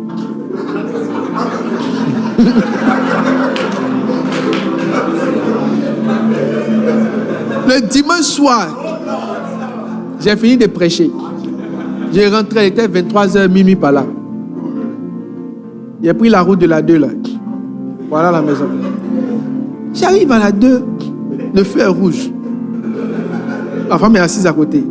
Il dit, ma femme, il n'y a pas de voiture.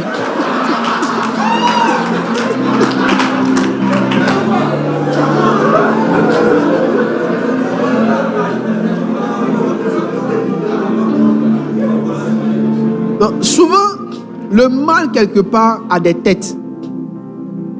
Le mal quelque part, c'est une personne. Le retard quelque part, c'est une personne. L'orgueil quelque part, c'est une personne. Le sexe quelque part dans une église, c'est une personne. C'est lui qui est là et puis il alimente le sexe. Il y a des gens qui sont des pylônes sataniques. Ils sont dans les départements, vous n'avez pas idée. Leur présence empêche de pouvoir asseoir ton travail. Leurs observations, leurs réactions, leur attitude empêchent de pouvoir discipliner tout le monde. Il est le seul qui va venir à son heure. Tu ne peux rien dire. Mais à cause de lui, quand les nouveaux viennent, les nouveaux s'alignent sur lui. Il y a des gens que la Bible appelle Satan. Leur présence est le pôle principal de toutes les disciplines qu'il y a dans le système. Ceux-là, si tu ne te lèves pas en tant qu'un pasteur ou son berger avec autorité pour le reprendre, le menacer et l'enlever de ton groupe, il n'y aura jamais de stabilité dans ton ministère. On dit répétition à 10h, il vient à 11h. Quand il vient, il ne faut pas lui donner le micro, il faut le renvoyer s'asseoir. Ce n'est pas lui que tu es en train de faire asseoir, tu es en train de donner un message à tout le monde. Parce que le laisser aussi chanter là, c'est un message qu'il doit donner à tout le monde. Ce que Jésus essaie de faire, c'est de briser quelque chose que Satan essayait de mettre en place au milieu de ses disciples. Si je parle à quelqu'un, quelqu'un reçoit. Alors, rapidement sur ce point-là,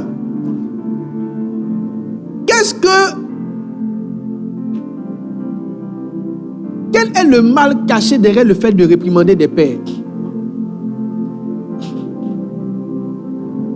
Pasteur Daniel est là. Château-Loba. Exemple biblique de personnes qui ont réprimandé leur père, Myriam et Aaron. Ils ont repris Moïse pour avoir pris une femme. Ils sont morts.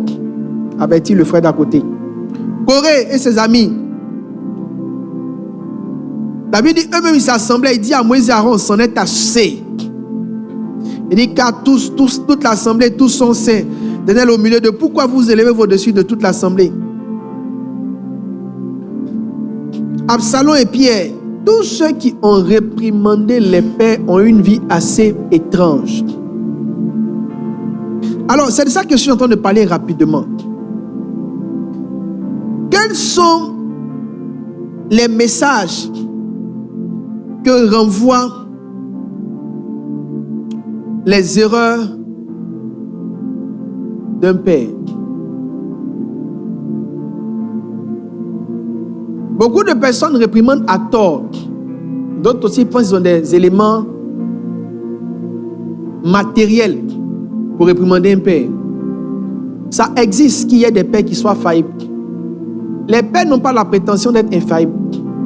Ce sont des hommes comme tout le monde. Mais en tant que fils, il y a une approche que tu dois avoir et un cœur que tu dois avoir quand tu sens que ton père, ton pasteur, ton responsable est dans l'erreur. La Bible parlant des fils de Noé. Cam est rentré dans la tente. Il a vu son père nu. Et il a couru pour parler de la nudité de son père. Les autres frères sont venus à reculons et l'ont couvert. Reculons, ça veut dire quoi? Ça veut dire, je ne cherche même pas à savoir s'il y a en lui une erreur. Ça veut dire, je suis configuré dans mon esprit et dans mon intelligence pour ne pas voir l'erreur de mes pères. C'est ce que ça veut dire. Ils sont conçus et configurés pour ne pas voir l'erreur de leur père. Ça veut dire quoi? Être conçu et configuré pour ne pas voir l'erreur d'un père. Ça veut dire que tu as compris des choses que beaucoup de personnes n'ont pas compris. Il n'y a aucun père qui n'a pas de faille. Ou du moins, qui dans son parcours n'a pas eu à faire des erreurs. Même moi-même qui vous prêche, j'ai fait beaucoup d'erreurs. J'en fais. Et Dieu sait que j'en ferai encore. Bien par sa grâce. L'apôtre Paul dit que c'est dans mes faiblesses que je veux me glorifier. Si quelqu'un a honte de reconnaître qu'il va se tromper, c'est qu'il n'a pas connu la vie. Dieu n'a pas établi ton responsable sur toi parce qu'il ne fait pas d'erreur. Les gens qui n'aiment pas se soumettre veulent sortir de la soumission en identifiant des erreurs. C'est-à-dire, ils veulent chercher une faille en toi pour dire au nom de cette faille, il n'a plus le droit d'être soumis. Mais c'est que personne ne sera plus soumis alors. Donc ce n'est pas suffisant. Ce n'est pas suffisant de prendre appui sur une faille et dire que tu ne peux pas être soumis. Comme il a fait ça, donc je ne lui dois plus ça. Ça veut dire maintenant, qu'est-ce que les erreurs des pères doivent t'enseigner? Parce que tu vas en voir. Et ça dépend de vous. Plus vous êtes proche, plus vous êtes censé voir. Mais votre culture, votre intelligence, votre classe spirituelle doit vous pousser à ne pas regarder ce genre de choses. Si parce que mon maître fait des erreurs, je ne sais pas, mais ça ne m'intéresse pas. C'est le département de sa vie qui ne m'intéresse pas. Il nous a donné un enseignement sur Élie. Il dit Élisée a pris le manteau, pas parce qu'il a suivi Élie. Il dit Élie lui a dit, si tu me vois monter, pas si tu me vois descendre. C'est pas moi, c'est Pasteur Moïse qui nous a dit ça. Il dit la seule portion dans laquelle il faut voir ton père, c'est en haut. Il faut le voir en haut. Il dit si tu me vois monter. Et il nous explique que voir son père en haut est difficile. Parce que quand le chat est venu, le chat a pris la poussière, le chat a soulevé le vent. Comment prendre tes yeux pour voir ton père en haut malgré toute la poussière? C'est ce qui va te donner le manteau. En dépit de tout, tu le vois comme quelqu'un de saint. Quelqu'un de sérieux. Il n'y a rien dans ton esprit qui le voit d'une manière qui n'est pas correcte. Ça ne veut pas dire que tu ne penses pas qu'il a des faiblesses ou qu'il fait des erreurs. Mais ça veut dire que toi, dans ton esprit, tu as décidé de le voir comme un saint homme de Dieu.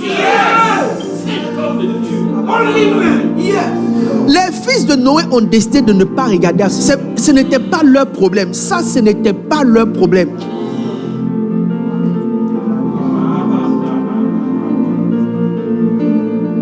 Ils avaient une haute estime de lui.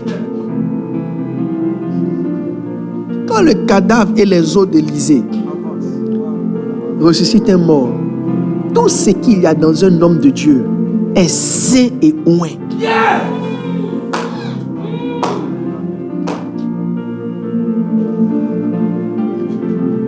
Dans ma vie, il n'y a rien que je tiens en estime comme les pères. Demandez à ma femme. Elle n'est pas le Zimbabwe. Elle est en haut. Demandez à ma femme. Quand je suis à la maison et que je regarde Pasteur Mohamed, je regarde sur la télé, c'est-à-dire je suis comme un enfant. Tous ceux qui ont vécu, qui ont déjà été chez moi, Carmen, elle a vécu chez moi, vous pouvez lui demander. Elle me disait toujours, papa, quand je te vois, elle est belle, c'est comme si tu es un bébé. J'ai dit, ma fille, tu n'as pas aidé, je suis amoureux d'eux, ce sont mes saints hommes de Dieu. Moi, quand je parle d'eux dans ma pensée, je ne l'ai jamais exposé. Mais quand je pense à eux, je pense toujours à ce que David a dit. Il dit, je dis, vous êtes des dieux. Pour moi, ce sont des dieux. Je ne vous dis pas de prendre ça vis-à-vis de moi. Je vous dis, moi, quand je les vois, je dis, voici des dieux. J'ai regardé une vidéo de Oyedepo, il est en train de marcher comme ça. J'ai dit, voici un Dieu. Non, parce que ce que Dieu a accompli avec eux est humainement impossible. C'est trop. C'est trop pour que ce soit le corps d'un homme. Cette semaine, j'étais avec un grand homme de Dieu. Un très grand homme de Dieu. Un très, très grand homme mondial. Et je parlais avec lui à huis clos dans son bureau. Et puis il m'a dit, tu sais, comme je suis en train d'exercer, je transpire. Les gens pensent que je transpire beaucoup. Il dit, ils n'ont pas idée de la charge de gloire que mon corps encaisse.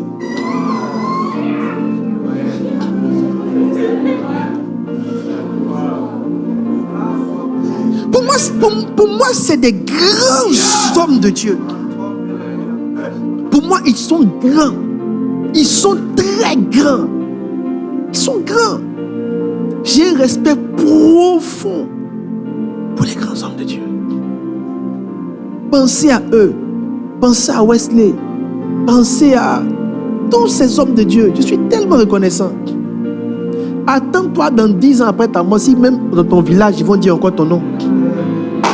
Quand des gens sont morts aux États-Unis quelque part, et puis leur nom est dans notre bouche en Afrique, pour moi, ce n'est pas l'homme qui a voulu, c'est Dieu qui a voulu maintenir leur nom. Quand on vous dit par exemple, Aimée Simple McPherson, elle a divorcé 3 fois, tout ça. Toi, il faut laisser divorce là. Elle a divorcé, mais Dieu a voulu que son nom soit maintenu dans le temps. C'est Dieu qui a voulu. Quand on parle de quelqu'un après sa mort, ce n'est pas l'œuvre d'un homme, c'est l'œuvre de Dieu. Et c'est qu'il a dit, il dit partout où l'évangile sera prêché, ton nom sera associé. Combien sont ceux parmi nous, notre nom associé à Dieu quelque part? Faut te tester. Prends un avion, descends au Ghana, dis je suis là. Tu seras surpris que personne ne te connaît.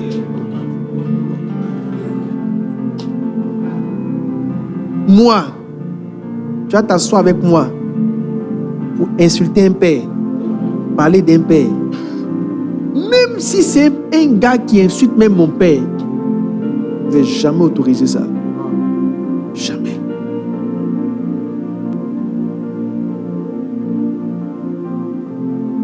Mais même encore ça, je ne m'autorise même pas de les salir. C'est une culture qui s'adresse à tout ce qui est homme de Dieu et pasteur. Moi, je ne regarde pas aux erreurs des gens. Je regarde au Dieu qui continue de les accompagner. Les gars ont fait une erreur, mais ils prêchent, Dieu agit. Quand tu vas expliquer que non, que tu peux faire des erreurs, mais Dieu dit, frère, tout ce que tu expliques, ça ne veut rien dire. Dieu voit et puis il est avec lui. Toi, tu as dit quoi? Il dit, j'ai aimé Jacob. J'ai haï Esaü. Tu comprends tout ça là? Non. Je tiens les pasteurs en haute estime. Très haute estime. Et même mes amis dans le ministère, je les honore et je les respecte. Alors, qu'est-ce que les réprimandes d'un père envoient comme message? Rapidement. Je vais finir dans 2 minutes. Quand il venait prêcher, Dieu m'a dit de prêcher, donc laissez-moi en paix. Si il y a coup-feu chez toi, rentre. Je ne serai pas fâché et même pas blessé. Je te donne un OK de paix. Mais je ne peux pas m'arrêter. Et depuis, je sens que les gens veulent envoyer la psychose. Mais c'est comme si un esprit, l'esprit de Dieu en moi, résiste à ça. Je vous dis la vérité. C'est comme si l'esprit de Dieu en moi refuse ça. Il refuse l'esprit de coup-feu. C'est comme si tout de Dieu en moi me dit ça là. Je refuse. Les pasteurs dans le groupe WhatsApp des pasteurs, hier, ils ont écrit mes assistants, tous les pasteurs des églises, vu la situation, il y a des rares, mon cher, alors il faut qu'on essaie de voir est-ce qu'on va revoir le truc. Et puis maintenant, ils ont mis, nous attendons le mot d'ordre de notre général. Et puis ils m'ont tagué dans le groupe WhatsApp. Il n'était pas en Côte d'Ivoire. Il a vu, il a écrit, c'est notre saison de croissance. Dieu vous bénisse. Amen. Quittez là. On va revoir quoi? Non, est-ce qu'on va faire le culte du mercredi? On finit plus tôt. Mes amis, mercredi, je vais venir. Jusqu'à ce qu'on vienne me soulever à la chair. Là. Mercredi, là, je fais mes cultes au même moment. Soit tu es ici, soit tu suis en ligne. Point. Moi, tant que je suis dans ma voiture, là, personne ne va m'arrêter et me faire sortir. Le temps de Philippe a sonné.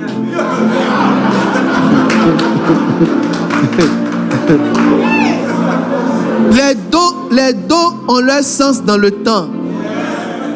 C'est maintenant, ils vont arrêter ma voiture. Les gars, ils viennent regarder, je suis plus dedans. De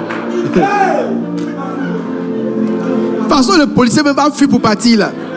Ils vont monter dans leur cargo, faire descendre ceux qu'ils ont déjà, ils vont partir à la maison. En tout cas, pour l'instant, il n'y a rien en moi. Tout en moi résiste. Finissons. Alors, finissons rapidement. J'ai dit 2 choses et puis on a fini. Donnez-moi juste 20 minutes et puis on a fini.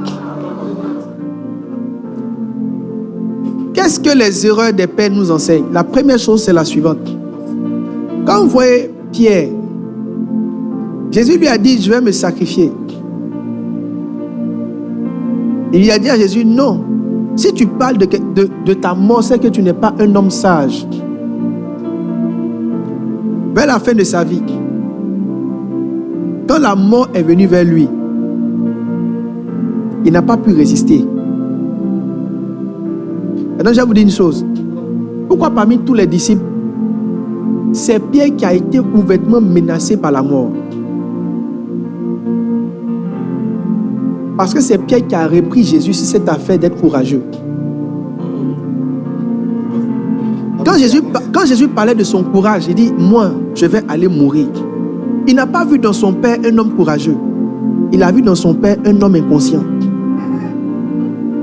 Donc, il a manqué la grâce d'être quelqu'un de courageux.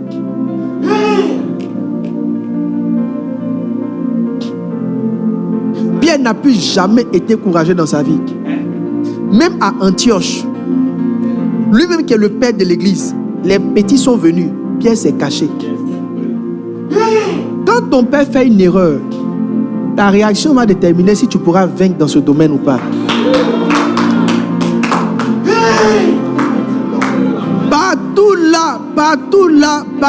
Partout, tous les domaines dans lesquels tu parles, c'est-à-dire si tu parles de ton père dans un domaine, les esprits qui sont venus l'attaquer viendront t'attaquer.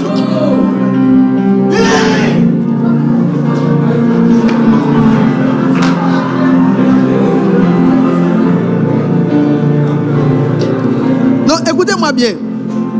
Écoutez-moi bien. Est-ce que vous savez que Pierre aurait pu avoir une vie différente si le jour où Jésus a dit qu'il allait mourir là, Pierre n'avait pas mis sa bouche dedans.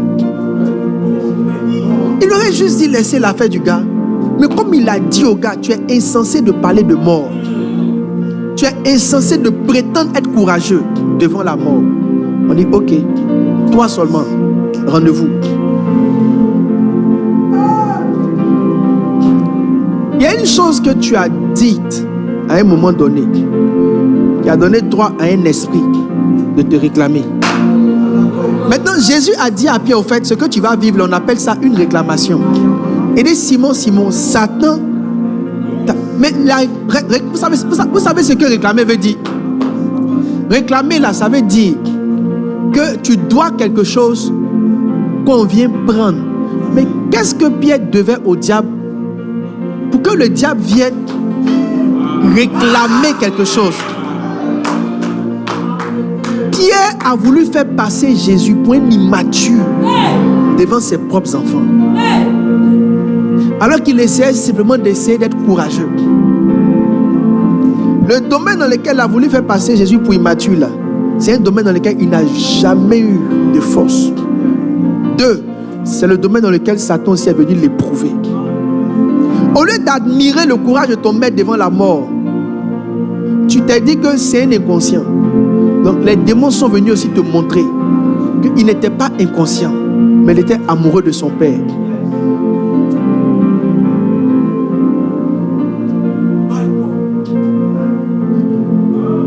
Le premier message que les erreurs d'un père nous montrent, c'est que tous ceux qui reprennent un père ou qui estiment qu'il a mal fait quelque part, dans le domaine là, ils vont manquer la force de vaincre. Ça c'est 1.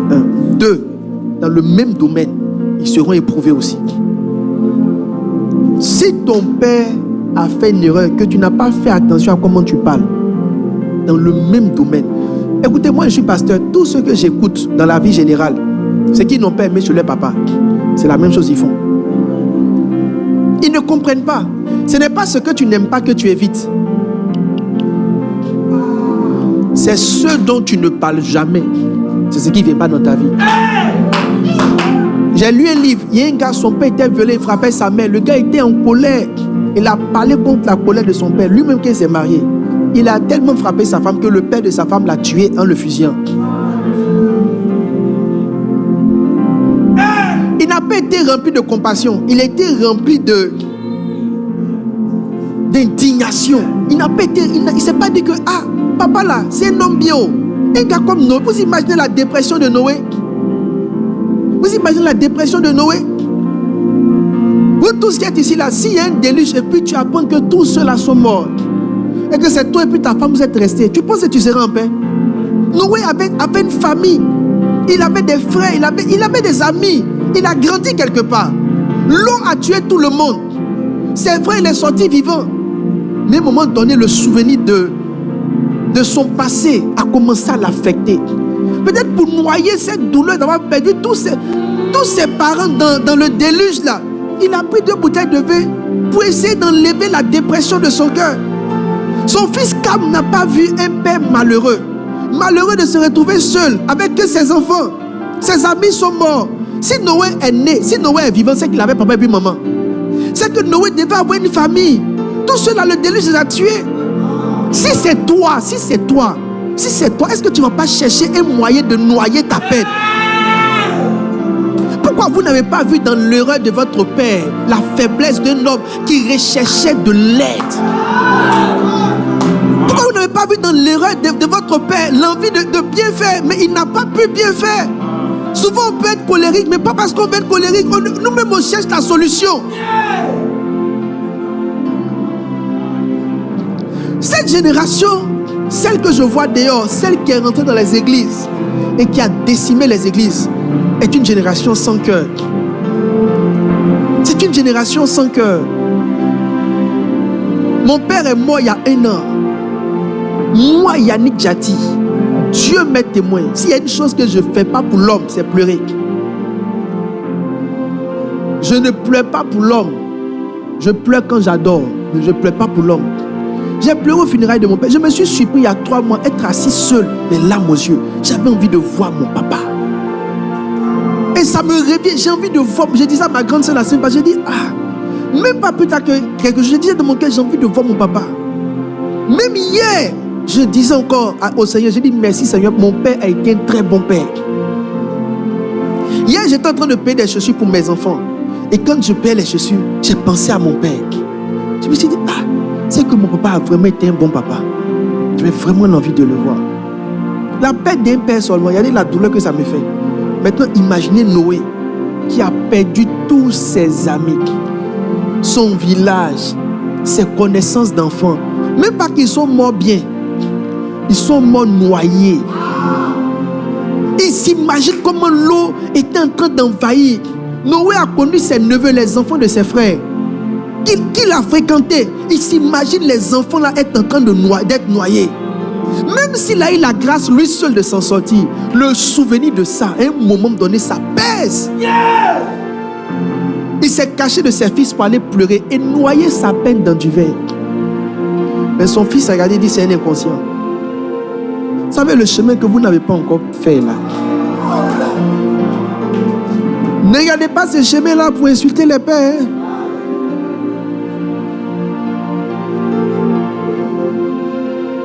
Je dis toujours à tous ceux qui dans leur cœur ont quelques ressentiments par rapport à moi, je leur dis, je prie, et toute ma prière, c'est que vous deveniez pasteur un jour.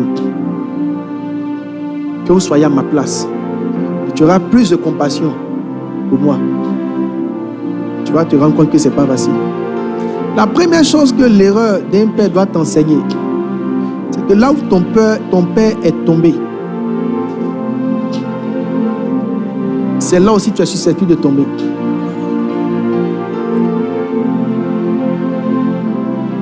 Maintenant, la deuxième chose que les erreurs d'un père nous enseignent, c'est que là où David est tombé, c'est là où Absalom est tombé, c'est là où Amnon est tombé, c'est aussi là où Salomon est tombé. Au lieu de rire là, il faut te dire que c'est sur ton chemin là-bas. Si tu veux savoir ce dans quoi tu vas tomber demain, il faut voir ce dans quoi ton père est tombé. Et commence à pleurer pour demander l'aide de Dieu. L'erreur d'un père t'annonce tes batailles futures. Tu vas beau parler, mais c'est ton père, donc c'est dans votre chemin. Toi, tu es là, des gens qui prient, qui jeûnent. Eux, ils divorcent. Et puis toi, tu t'assois pour parler de ça. Et c'est toi. Non, écoutez-moi bien, ce que dit est très sérieux. Jean-Louis, donne-moi une petite note. J'ai envie de dire deux choses et puis on a fini. Donne-moi ta note que tu aimais bien là. Que j'aimais bien. Jean-Louis ne retient pas ses notes. Ok, c'est ça. Écoutez-moi bien. Non, c'est ça, mais il y a une autre note, mais ça aussi c'est bon. Écoutez-moi très bien. Quand des gens avec un tel niveau de piété divorcent, il faut aller pleurer. Il faut aller pleurer, pleure. Ça fait des mois que je pleure devant Dieu. Je ne sais pas comment moi j'ai fait pour rester dans le ministère. L'assurance que tu as en toi, si tu ne perds pas cette assurance, toi tu es mort. Hein? Des gens avec une piété que toi tu n'as pas. Des gens qui ont connu Dieu comme toi tu ne connais pas. Ah frère, tu es nouveau venu. Hein? Hey!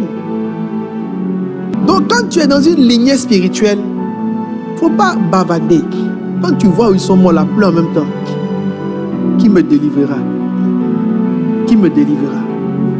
Et soupire à Dieu pour qu'il te délivre. Maintenant, qu'est-ce que l'erreur d'un père renvoie comme message? Numéro 3, j'ai dit c'est puis on a fini.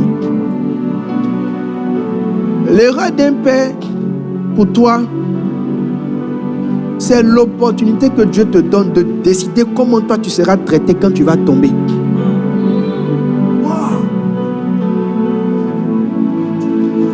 Je vais vous dire une chose, nous tous on pêche, mais on n'a pas le même traitement. Ce n'est pas comment tu pêches qui détermine comment tu es traité, c'est comment tu as traité quelqu'un qui a péché qui détermine comment toi tu seras traité quand tu seras péché. Il dit, on va vous mesurer de la mesure avec laquelle vous aurez mesuré d'autres. J'ai décidé de me garder de l'impudicité pas en exagérant dans mon amour pour Dieu. Ce n'est pas aimer Dieu qui te garde de l'impudicité ou bien moi. J'ai décidé de repérer tous ceux qui tombent et de les aider. De les aider. Il y a des actions que tu poses à certains moments pour des personnes qui sont tombées, qui font que toi, le jour où tu tombes, ça va passer inaperçu. 2, Dieu va t'aider. Ce n'est pas toutes les chutes qui font tomber tout le monde. Ma prière, c'est qu'on ne tombe pas. Mais je t'explique. La manière dont tu as aidé et réagi devant ton père quand il était par terre, c'est la prophétie de comment tu seras traité quand tu seras par terre.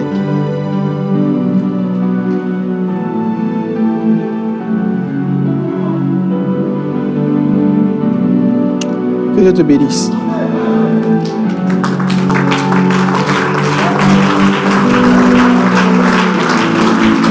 Mes amis, je ne m'associe pas à ceux qui attaquent ceux qui sont par terre.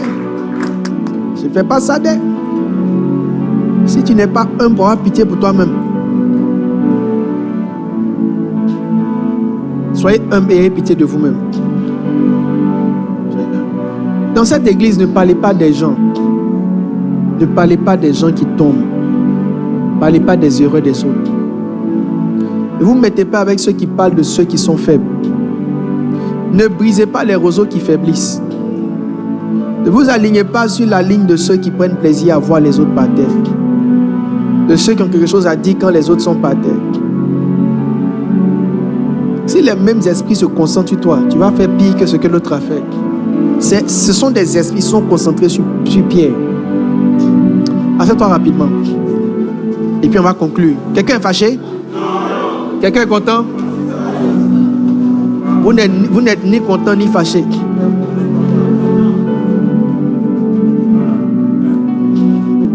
Donc, la première forme d'instruction, c'est l'instruction, c'est la réprimande. La deuxième forme d'instruction, les gens les supplient dans votre affaire là-bas, là. Sinon les régissent maintenant l'instruction. En principe, selon Ésaïe, si tu es obéissant et docile, tu mangeras les meilleurs fruits du pays. La version dit si tu es de bonne volonté et docile. Toute obéissance doit vous introduire dans la bénédiction. Pourquoi une personne qui obéit n'est-elle pas bénie? Parce qu'on peut obéir sans être de bonne volonté. Le problème de l'église, ce n'est pas des gens qui obéissent. C'est que les gens obéissent, mais ils n'additionnent pas la bonne volonté. Donnez-moi le test. Comment ça va, sommeil? Je dis, c'est puis on a fini. Les gens obéissent, mais ils ne sont pas de... Qui est à mon écran là?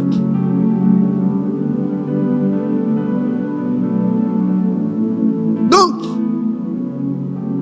l'obéissance qui attire des bénédictions a des critères. Mais avant de toucher les critères, nous sommes en train de voir les registres de l'obéissance. Dans les registres, je parle des registres de l'instruction. Je parle des types d'instructions qui peuvent engendrer en toi une mauvaise obéissance. Numéro 1, c'est la réprimande. Numéro 2, je le dis et puis on a fini. Numéro 2, c'est ce que j'appelle l'instruction contraire. Beaucoup de personnes qui ne sont pas à l'aise avec les instructions, au fait, ils ne sont pas à l'aise avec les instructions qu'ils ne sentent pas. Moi, Dieu m'a beaucoup brisé dessus. Je ne sais pas si c'est fini même. S'il peut faire un coin, il n'a qu'à faire. Les fils qui ont leurs sentiments sur les instructions, c'est un danger. Vous n'obéissez pas parce que vous sentez que c'est juste. Vous obéissez parce que vous faites ce qu'on vous dit de faire. Le fondement de la désobéissance, c'est d'additionner ton sentiment aux instructions. Le dimanche du mois prochain, je reviendrai sur toutes les différentes formes, les différents registres. Je parlerai de l'obéissance contraire. Quand Dieu va vouloir te bâtir, te construire, il va te mettre devant quelqu'un qui va te faire un ensemble de choses que tu ne sens pas. Tu ne sens pas, ça tu ne sens pas. Parce que moi, il m'a fait faire des choses que je ne sentais pas. Au fait, mon cheminement avec Pasteur Moben, c'était de mourir dans tout ce que je sentais. Il n'y a rien que je fais aujourd'hui que je faisais hier. Mais cette mort m'a fait naître dans d'autres choses. I pray. Maintenant, je termine par cette phrase. C'est ce que tu sens là, qui t'a bloqué là où tu es. C'est ce que tu ne sens pas là, qui va t'envoyer là où tu n'es pas. Donc laisse ce que tu sens et commence à faire ce que tu ne sens pas.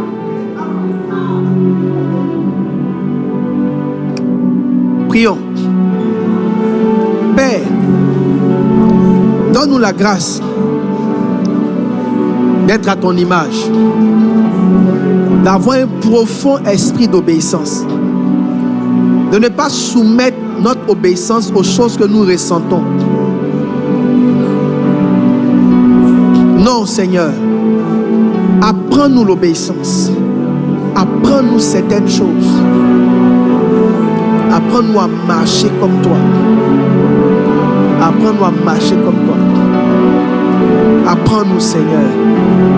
Shadele lo sita kete. Bara dele bayan dele bashan dele bayan dele bala bala.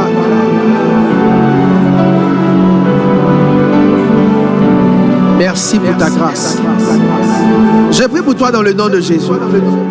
Où que tu sois, ceux qui sont dans la salle d'en haut, plus ceux qui sont ici, que Dieu vous donne de servir avec une grande humilité. Que Christ vous donne de servir avec une grande humilité. Que vous soyez un type de chrétien vraiment différent, avec des valeurs très profondes. Que vous puissiez marcher comme des hommes et des femmes qui ont des valeurs très profondes. Que Dieu te garde. Que Dieu te garde. Que Dieu te garde. Que Dieu te garde. Toute hostilité en toi est levée. Tu es un homme doux et obéissant. Tu es un homme doux et obéissant. Tu es un homme docile. Tu es une femme docile. Tu es un serviteur docile. Au nom de Jésus,